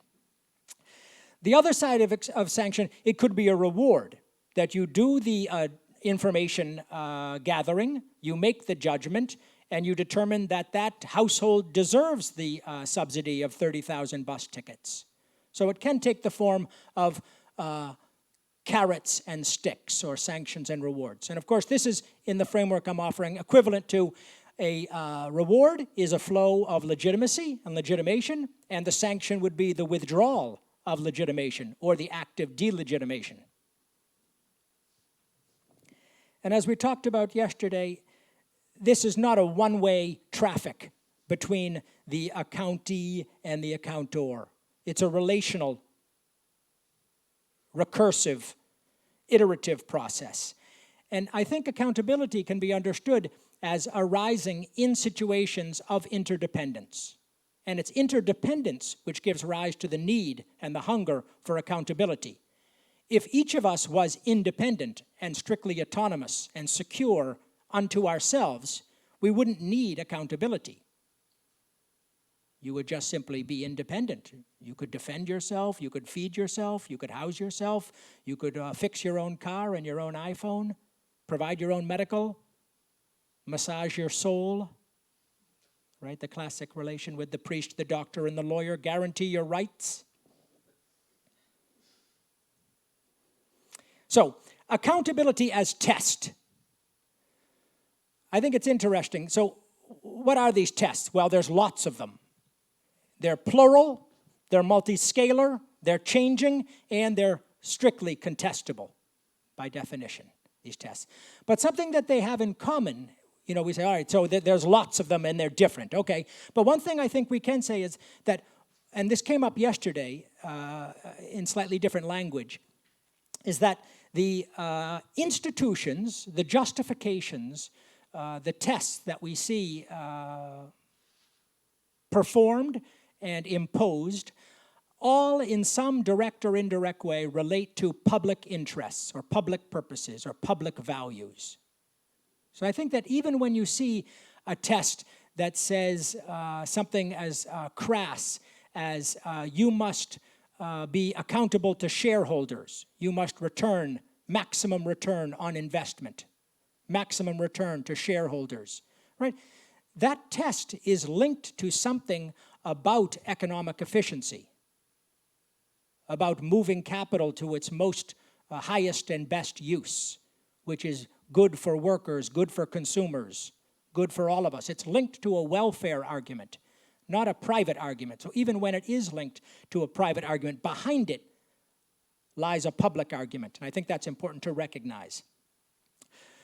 In sociology, if we use convention theory and justifications, or if we use institutional orders, as Brandon Kraft and I have used, and relatedly Sid and I will use something similar, we can understand these kind of multiple institutional grammars or multiple worlds.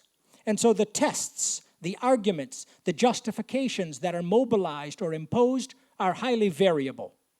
And what passes for appropriate, consistent with norms, consistent with rules, consistent with cognitive processes is different if we're functioning in a kind of domestic environment versus a corporate environment versus a civic or public environment. And so we recognize that there's not one set of norms, there's not one set of institutions, there's not one grammar of legitimacy. There are multiple. But we can create typologies, as Sid has done in a different axis, and make sense of it. And this is what we're working with when we think about the tests that we are being subjected to and that perhaps we would like to subject others to. I think the field of governance eventually will have a lot to apologize for. I think governance, we can say to be provocative, is the problem, not the solution. I think governance is organized unaccountability, and I think we're almost at the end of governance. I think governance is reaching just about the end of its lifespan in academic. It's going to turn quickly. I think something else, I'm not quite sure what it will be, will take its place. I think that this aspirations for a world of self-governance at community scale or by corporations or by consumers who are responsibilized, by providing packaging and labeling and barcodes and QR codes and blockchain data which will make you have all the information and brands is just about reaching its end. It's not working. Piketty has shown social inequality is rising. Last year's carbon emissions grew from 2017 at a rate we hadn't seen in 10 years. It's not working, objectively. Now, it's interesting, I think, kind of conceptually, to say the problem is we don't have enough information, we don't have enough collective action, we don't have enough freedom and democracy, we don't have enough control of the state, enough political mobilization. I find that argument very attractive, but I'm very concerned about the time available to us. When we think about accountability, I think it's very important to not comfort ourselves with formal accounts of accountability. The work I'm doing with my students and with Siddharth is empirical in that we're interested in practices. So grounded practice. Not are there controls on the book and chains of evidence and kind of reporting matrices and hierarchies and websites. That is not sufficient. We need to get in the field and really look at what's happening. And this practice turn which is not new, is really an important part of the social science for institutions.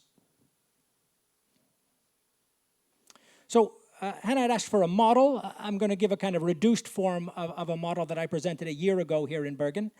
The model is of socio-ecological regulation, what we could call governance, but I want to call it regulation.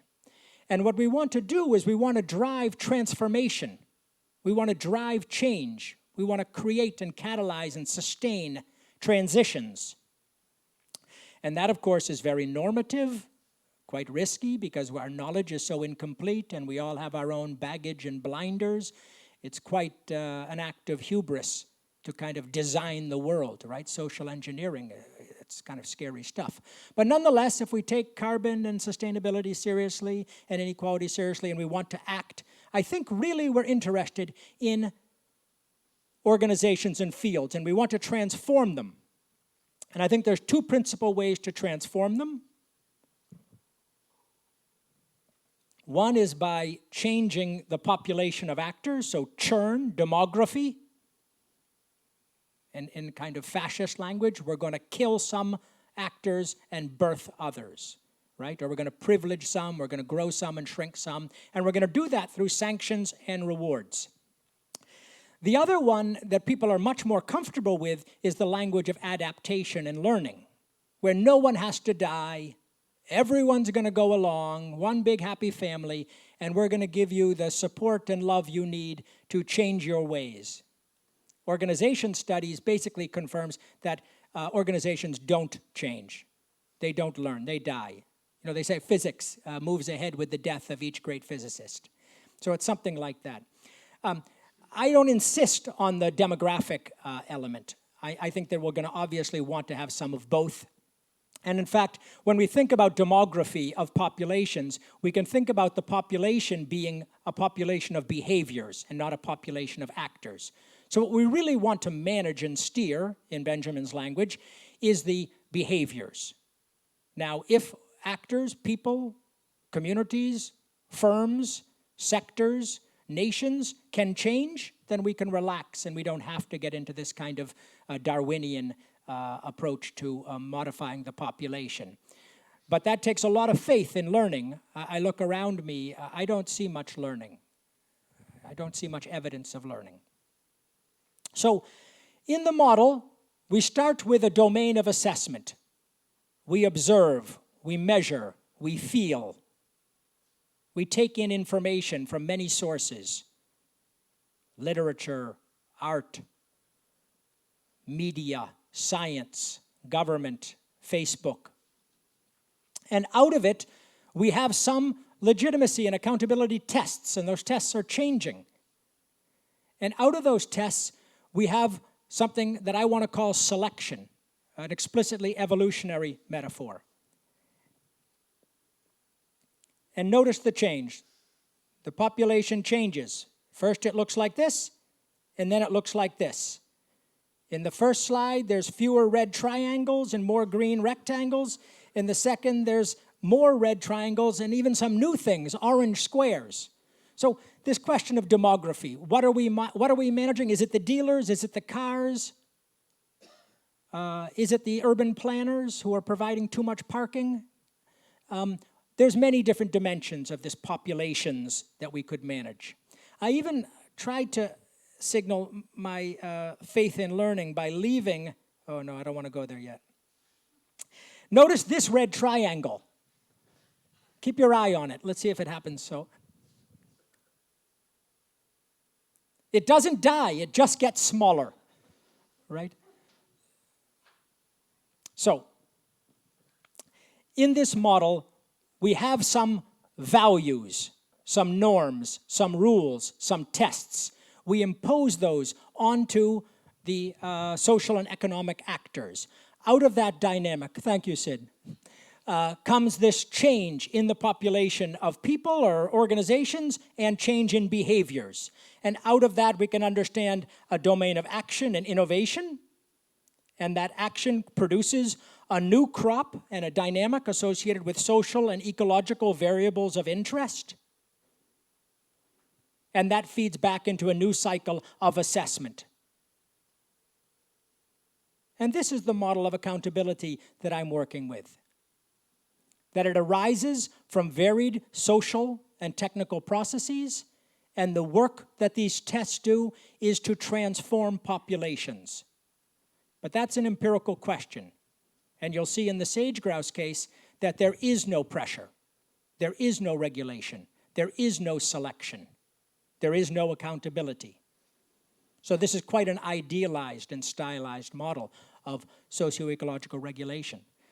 I find it interesting, in the field of environmental governance, no one really talks, at least I welcome references, no one that I find is talking about selection, talking about changing the population of actors.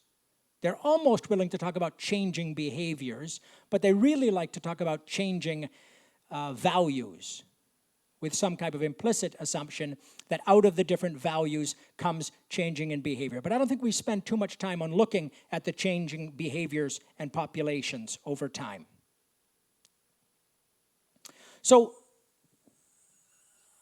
I've developed this table some in dialogue with Siddharth about this model of accountability. We have two axes. The first is this informational issue of getting accounts. The second is this imposition of sanctions and the introduction of rewards. It creates a 2x2 matrix, which I think is useful in a kind of heuristic sense, quite a stylized sense. In a world where we have no information about production and consumption behaviors, and in a world where there is no imposition of sanctions and rewards, it's the Wild West. It's this kind of Hobbesian war of all against all in Leviathan. In the opposite corner of the 2x2, in a world where we have not just assessment, but it's deliberative, it's informed through public debate and dialogue and science and evidence, democratic kind of hurly-burly of debate, which is the best of all worlds, where the assessment criteria, the tests, are emerging from an inclusive, sustained, deliberative process of public argumentation and debate, coupled with a willingness and capacity to impose sanctions and mobilize rewards that have the potential to change populations of people, firms, and behaviors. We have strong accountability, active selection, which I think really is at the core of what is meant by regulation, even if it's a very old-fashioned and in some ways a rather scary version of regulation. And the reason it's scary is because it's so easy to fall from this cell into this cell. This is the cell where we are willing to mobilize thugs, armies, police, eco-police, paramilitary agents, without democratic controls, and then we find ourselves in a world of private interest governance, authoritarianism, and fascism. And that's the risk, of course. We're all for discipline, right? As long as we get to do the disciplining, right? And the other cell of the matrix is the one that I think we actually are living in. It's the world where we have fairly open and active contestation and arguments about what are the codes, what are the norms, what are the rules, what are the criteria, what are the measures. But we don't have selection. We have something like soft or weak or hollow is the term Sid is favoring currently, accountability. And that's what happened in the case of the sage-grouse exchange, which I want to return to. How am I doing on time? Okay.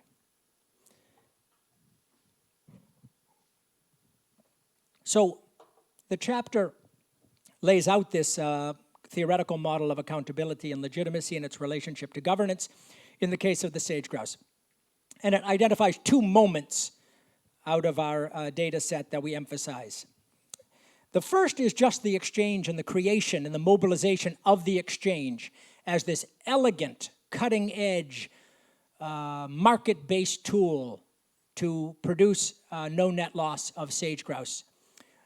The exchange involves the Cattlemen's Association, the oil and gas firms, the federal agencies, the state agencies, some environmental NGOs, some scientists. It's this multi-stakeholder, inclusive, classic governance framework. It should have worked, according to the textbook. It's a train wreck. Should have worked. So what does it do? Its function, for me, is to justify and legitimate the lack of enforcement of the law. It gives everyone cover. It lets them sleep at night and eat at the dinner table with their children, which is the function of environmental policy, by the way. It promises no net loss of habitat. It promises economic efficiency because the firms choosing to purchase offsets can have made a calculation that it's in their interest not to avoid the oil and gas project to save the habitat. It's in their interest to extract the fossil fuels and find a farmer and rancher who finds it to be attractive in terms of their opportunity cost to sell habitat values into the marketplace. So you receive aggregate ecological conservation at minimum aggregate cost. To add a kind of bell and whistle or gravy onto it, the exchanges are governed under a principle of adaptive management, where they really emphasize we're a learning organization and we are going to reflect actively on what we do and learn by doing. And this is a very important legitimation practice because it says, hey, we're humble. Biological species are complex. Oil and gas markets are dynamic. Institutional environments are dynamic. We probably won't get this right in the first instance. We're committed to learning. And so over time, we'll get better at it. So this says, hey, don't evaluate my performance in this period. Imagine me in 10 years. And this is a classic kind of bait and switch, which I observe a lot in the field of environmental policy and management, where people can't deliver environmental security, they cannot deliver ecological security, and so what they can offer is evidence of learning as a kind of proxy. And I think there's a lot of consumers, bankers, and elected officials who are willing to eat that for dinner, the promise of learning, to satisfy themselves with this. And so these, I think, can be identified as, in Siddharth's language, practices of legitimation that are happening in the sage-grouse exchange, which enables business as usual. It enables the energy economy to roll on. It enables the regulatory apparatus such that it is to roll on and reproduce itself. It allows the NGO to continue to solicit donations and generate programming.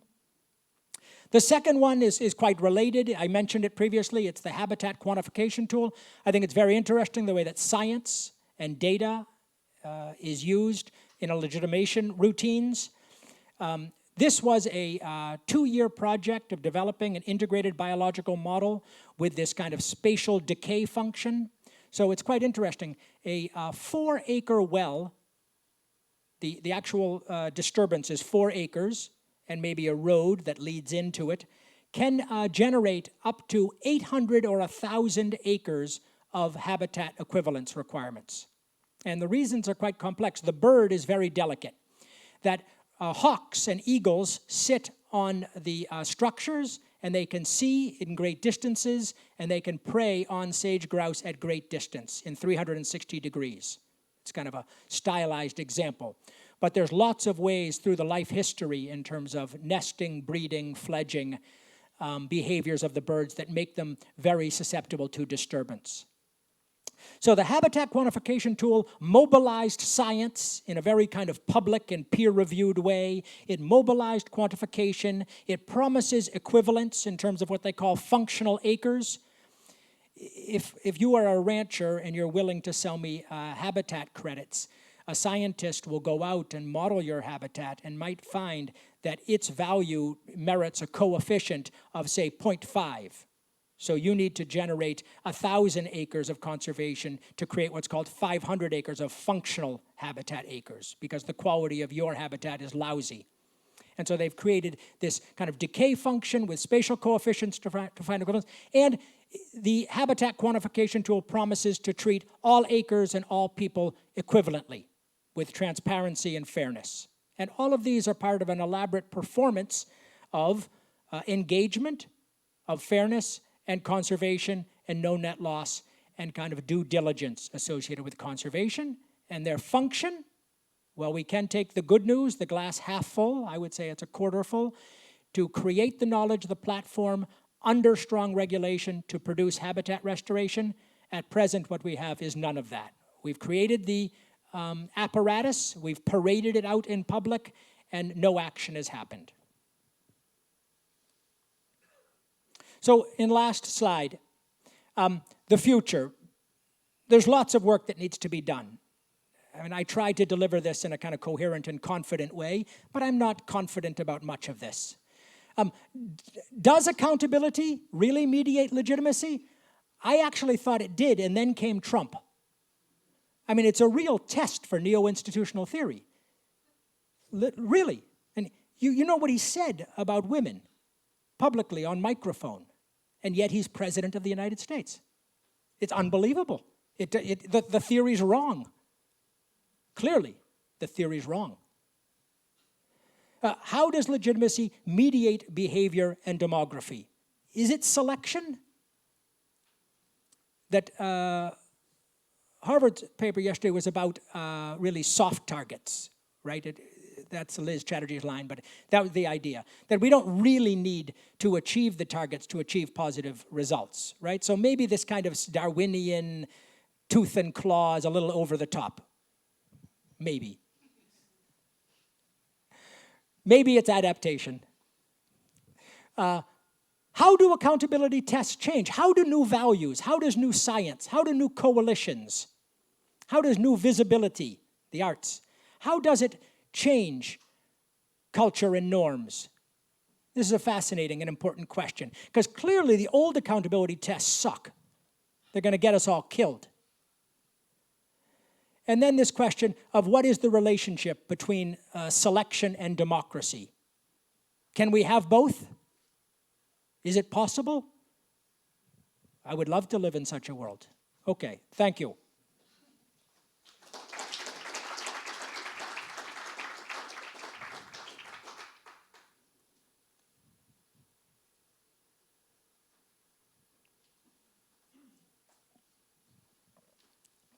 If there are questions or comments immediately, I encourage you to come up and use this mic. If Benjamin would like to speak up, I'm aware you have to leave at some point and we're running a little delayed. Feel free to speak. Can you just say hello or something so we know that we can hear you? Excellent. Sure, Sid. I do have a question, but I can wait. I can go after the others.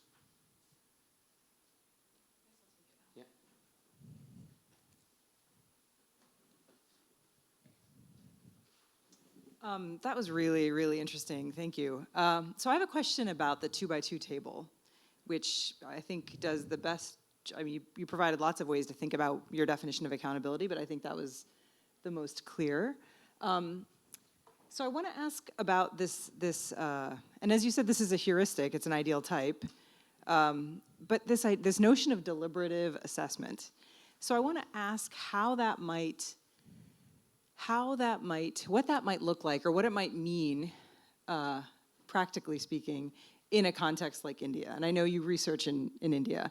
And I'll ask the question by way of referencing Partha Chatterjee's work in his book, The Politics of the Governed, in which he argues that it's actually a fairly thin stratum of Indian society, what he calls civil society, that participates in these ideas, these kinds of deliberative processes.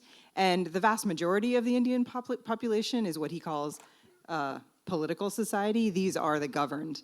And they make claims on the state, not on the basis of deliberation, but on the basis of identitarian claims. They make use of extra legality because their sheer survival requires them to do so. So how does this kind of framework look transplanted to a context like India or maybe Indonesia or other parts of maybe the global south? Thank you, Sheila. Oh, and even in the global north, not everyone is party to this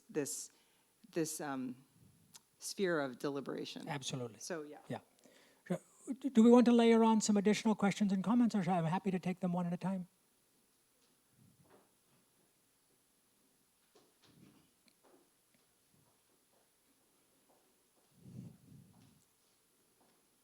So when you started talking, I was at first really excited that you were going to define accountability. And then you said a whole bunch of stuff that I really don't agree with at all, that I think you were probably just being provocative about.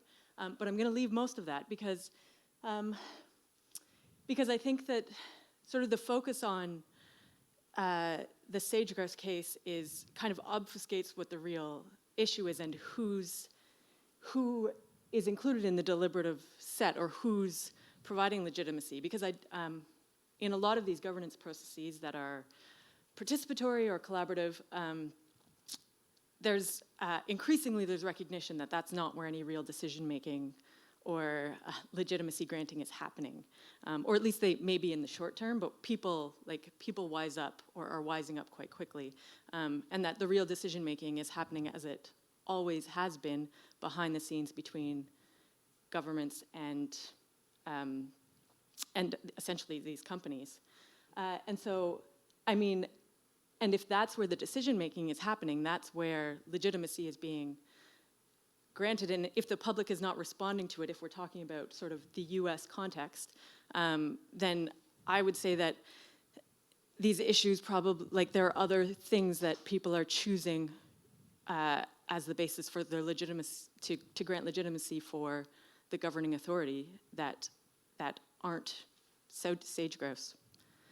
And so I'm just wondering, if you agree or what you think about that, because I do think that focusing so much on governance is like these don't work and it's going away. I mean, that's not what the real problem is. The problem is that we haven't completely captured state, I mean, in many states. Thank you.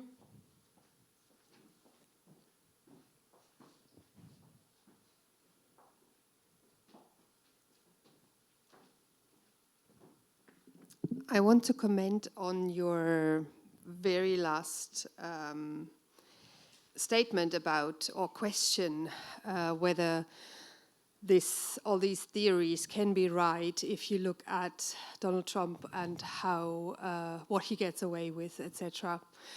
And a couple of weeks ago, I heard a talk by Eva Illouz, who is a feminist sociologist focusing on emotional sociology. And she explained Trump's ongoing success as something that social science often forgets, and that's emotions, and how his politics resonate with emotions instead of rationality. And what you've presented is pure rationality. And probably we need to also think emotions into the whole issue of what is legitimate, what is accountable. Okay, thank you. So this question first of what does deliberative assessment in terms of practice look like in a place like India? Well, I think it probably doesn't look all that different than in a place like Ithaca, New York, or Bergen, meaning that it is incomplete if our ideal is to have a referendum where everyone is able and must express their view, justify their view, and everyone must at least acknowledge having heard each other's accounts. That's not the way participatory planning works. We always have a kind of biased sample and a selection effect as to who can go to the meeting and whose voice can be heard and who has access to media, who can claim effective representation of others, and who is effectively represented. So always it's kind of indirect, partial, and incomplete. I think what I'm referencing here is things like Martin Heyer in deliberative policy analysis and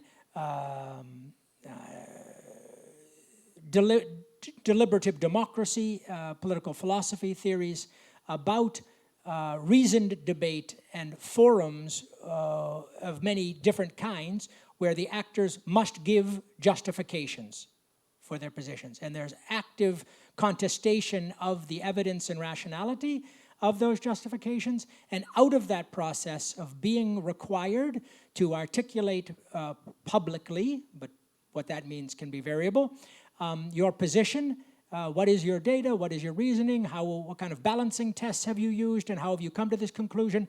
Out of the end of this process, we get something that resembles good governance or democratic practice. And of course, this is a strictly ideal type. So we have geography, we have literacy, we have class, we have race, we have linguistic barriers. This is the reality, right? So all of that is imperfect. Panchayat Raj, it's a nice idea. I think it's the best format in the Indian context of local representation. And then it's hierarchical in its thoroughly imperfect way to the National Assembly and Parliament. So it's not all that different. And I trust that that's not satisfying, because your experience is that it's quite systematic biases and certain types of voices and ideas and traditions are consistently holding the day, and other subjectivities and subjects are structurally marginalized. Yes, this is the real world.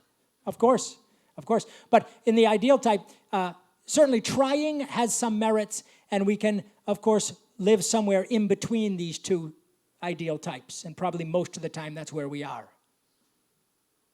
Is that at all satisfying? No. Okay, yeah. But I do think if I had put democracy versus no democracy as the axis, we could have the same discussion, right? Yeah. Also not satisfying. Yeah, well then we could go to a strictly technocratic framework, which I'm sure you would also not appreciate. At least it would be more honest. I mean, in terms of the locus of decision making, right? I think it would, sorry. You want to come up to? No, I don't. I think technocracy is the alternative, and that's one of Siddharth's axes, right? Is technocratic, right? We could have a technocratic process, which would, in some ways, it doesn't have to be strictly anti-democratic. We often juxtapose those. But I'm not anti-science. I think science is often part of the problem, not the solution. But I think this is kind of attractive notion to me, that we don't just want information and accounts and assessment, but we want those accounts to emerge from open, public, vigorous, inclusive contestation. And I think that's the best we can hope for. And we have to work and fight for forums and relaxation of structural barriers to make that happen. And that's what's happening in some ways. I'm not all that optimistic, so I join you in terms of frustration. I hope I didn't come across as optimistic. Okay. So, the problem of the captured state, from Mary Claire. Of course, yes. This is the problem, the captured state, right? So what I think is that we need to have a more strident and honest and engaged debate about political economy. You say political economy and say, I'm Marxist. Oh, you're done. It's all done, right? So even at Cornell University, this language, you're immediately marginalized. The language of collaboration, participation, deliberation, social psychology, learning, adaptation, messaging. Should we send them a blue envelope or a red? That's what they like the most, is this nudging. They love it. So is governance going away? No, of course not. Governance in terms of state and non-state configurations is not going away. But I think that the confidence and faith and optimism that the environmental community attaches to governance will wither and wither quickly. Emotion and rationality. Yes, I would only respond by saying, in terms of that it's completely absent. I mean, you should ask my wife if I'm emotionally available. This domain of assessment, I want, and I referenced Margaret's art, to say that subjective affect is a big part of this. So I think affect is important, and I think it's in my framework. Maybe not in how I present it so much, but just like scientific assessment of carbon budgets from last year's global releases, that's strictly rational, but also the way that art and aesthetics and experiences of weather and lack of confidence in the future, fear, all of these things are very important in turning this cycle, feeding into this change in the tests, which feeds into a change in the behaviors and population, which feeds into a change of social and ecological activity, which creates different types of outcomes in worlds and justice and ecological configurations. So I very much agree. This third order effects program that we're participating in is, I think, very closely, Simon Nebbe is very much linked on this. So I appreciate that comment. I should make it more clear that I think emotion and experience are very relevant at the level of individuals. Do you want to tune into Benjamin? Yeah, sure. And then Christian, please. Benjamin, do you have a comment or question? Yeah, thank you. And yes, I'm still here. So totally switching topics, and I don't want to sidetrack the discussion too much, but I really like your habitat exchanges diagram, where you talk about the kind of weighing of different impacts, or how kind of governance is a negotiated exchange, right? Where you never get what you really want. There's no optimality, it's always negotiation. I think even Paul Sabatier had this notion of the garbage can model of policymaking, or someone, where like true policy is made like a trash can. All these different interests that don't even match are thrown together. And I was just wondering, as a heuristic, tying this back to Sid in the book, what I liked about your framing is it reveals the governance tensions, but also the notion of balance and active management, which was what I was trying to convey. And I'm just wondering if it might be a useful device we use in the book to tie together all of the chapters, because they're all about managing these different governance dynamics in different ways.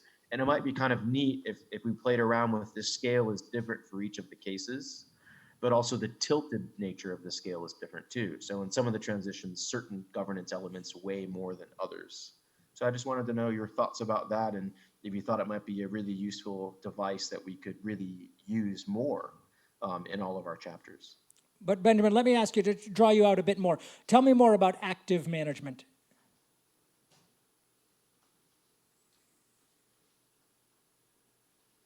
Yeah, fair enough. Not all of them do.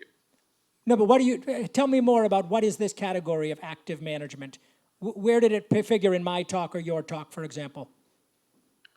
Well, I mean, it's I think this whole notion of whether you govern transitions, whether you steer transitions, or whether the market or other processes do it themselves. There's also the question we had about the tipping point for EVs. At what point can the state withdraw? And I think what the kind of hidden lesson we're all indicating is the state never withdraws. There's always roles for governance. So by active governance, I just mean points at which public actors or even civil society actors engage with the transition. Yeah, okay, good. I certainly appreciate the attention to the state and to active regulation, and I think it is a useful lens to ask, do our cases feature active regulation, and do our analyses engage that question? Because I think the answer is generally no on both. But I'll come back, please. Christian. All right, thank you very much. Very nice and pessimistic presentation. Could we go back to the 2x2 table, because I think it's really interesting and useful.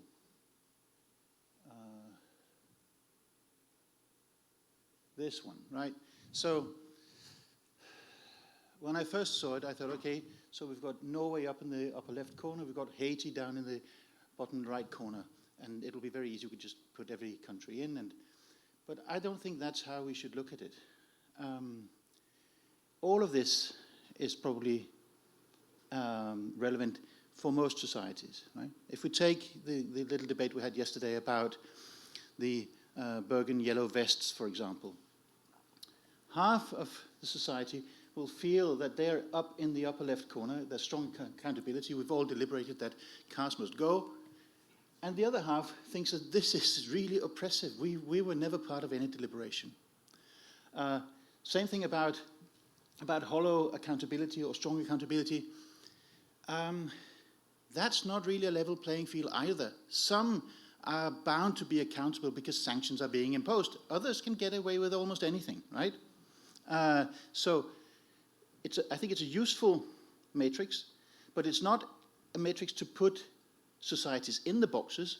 It's more to say that these different categories are experienced in a very uneven way in society, which is what creates these frictions. I mean, there's this wonderful quote by Thomas and Thomas saying that if men decide something is real, it has real consequences. So even if they are wrong, even if they were invited to deliberate, if they feel they weren't, they experienced that they were not invited, they will feel that this is authoritarian governance bordering on fascism that they will have to pay to get into town, right?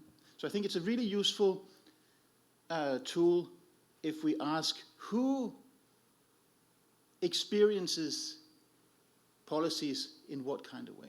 And liberalization, Wild West, I'll just mention one thing.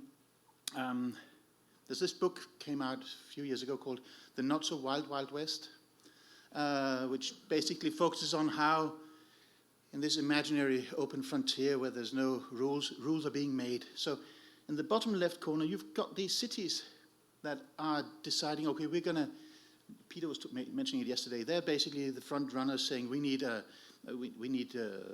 lowest emission possible, and they're basically making up rules as they go along. They're not accountable to anybody really, but they're making up this more flat set of rules. So I wouldn't put any of these, I wouldn't associate any of these boxes with any derogatory meaning. It's basically how things are being experienced by the actors. And Wild Wild West is an open set of opportunities, so Paris and New York and London will decide that this is what we're going to do, kick out the cars, and that might be fine, right? But it's also a matrix for how is policy experienced by the people that are subjected to them. And I think that makes a lot of sense, because you said, and I know I would have said the same thing, it's something in the middle. That's never a good answer, right? There's nothing in the middle. It's experienced very distinctively, either as strong accountability, and we're all going to have electric scooters in Bergen and be happy and have real estate appreciate, or we're going to be excluded and feel that this is just the elite again that is pinching our money. Right? So it's not in the middle; it's in the extremes. Okay. So I would only say that both observations can be true simultaneously. If the unit of analysis is the population, then it can be in the middle, because both experiences are being obtained. If the unit of analysis is the individual, then your comment is quite correct. So I think it's not incorrect to say it's in the middle. That's a comment not about you. You privilege the individual's experience. I think I was privileging the aggregate. So your other comment, you said 3 interesting things, perhaps more. I caught 3. I don't think I had suggested we create we map this onto the to the global map and say that Ukraine is this or that.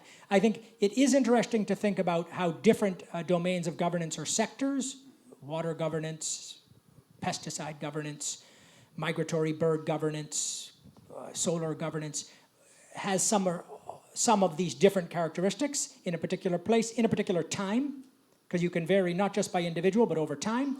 In the same territory, in a different type of socio-technical governance, you can have different, right?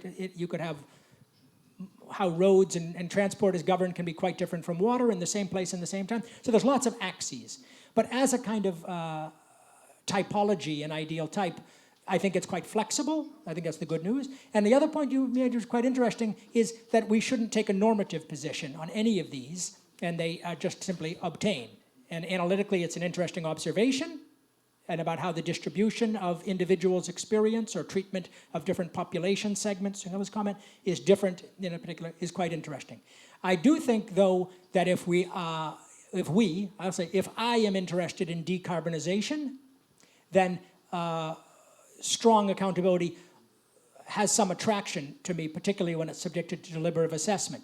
You did an interesting thing, Christian, by saying here, by virtue of Wild West, by virtue of lack of public debate and kind of behind closed doors, and maybe even the idea without enforcement of commitments, Paris's commitment to, or Bergen's commitment to vehicle-free city center can create real socio-technical changes that might have carbon implications and will have social implications, and that even that type of change can happen in this cell.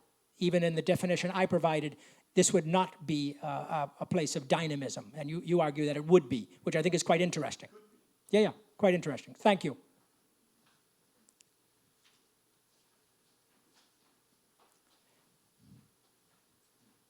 Are you taking me off stage or asking a question? You can stay on if you have things to say. I'm aware that we have, with all the fascinating conversation and discussion we've had, we've finally started to exceed time on our slots. And so I think we should give a round of applause to both our keynotes.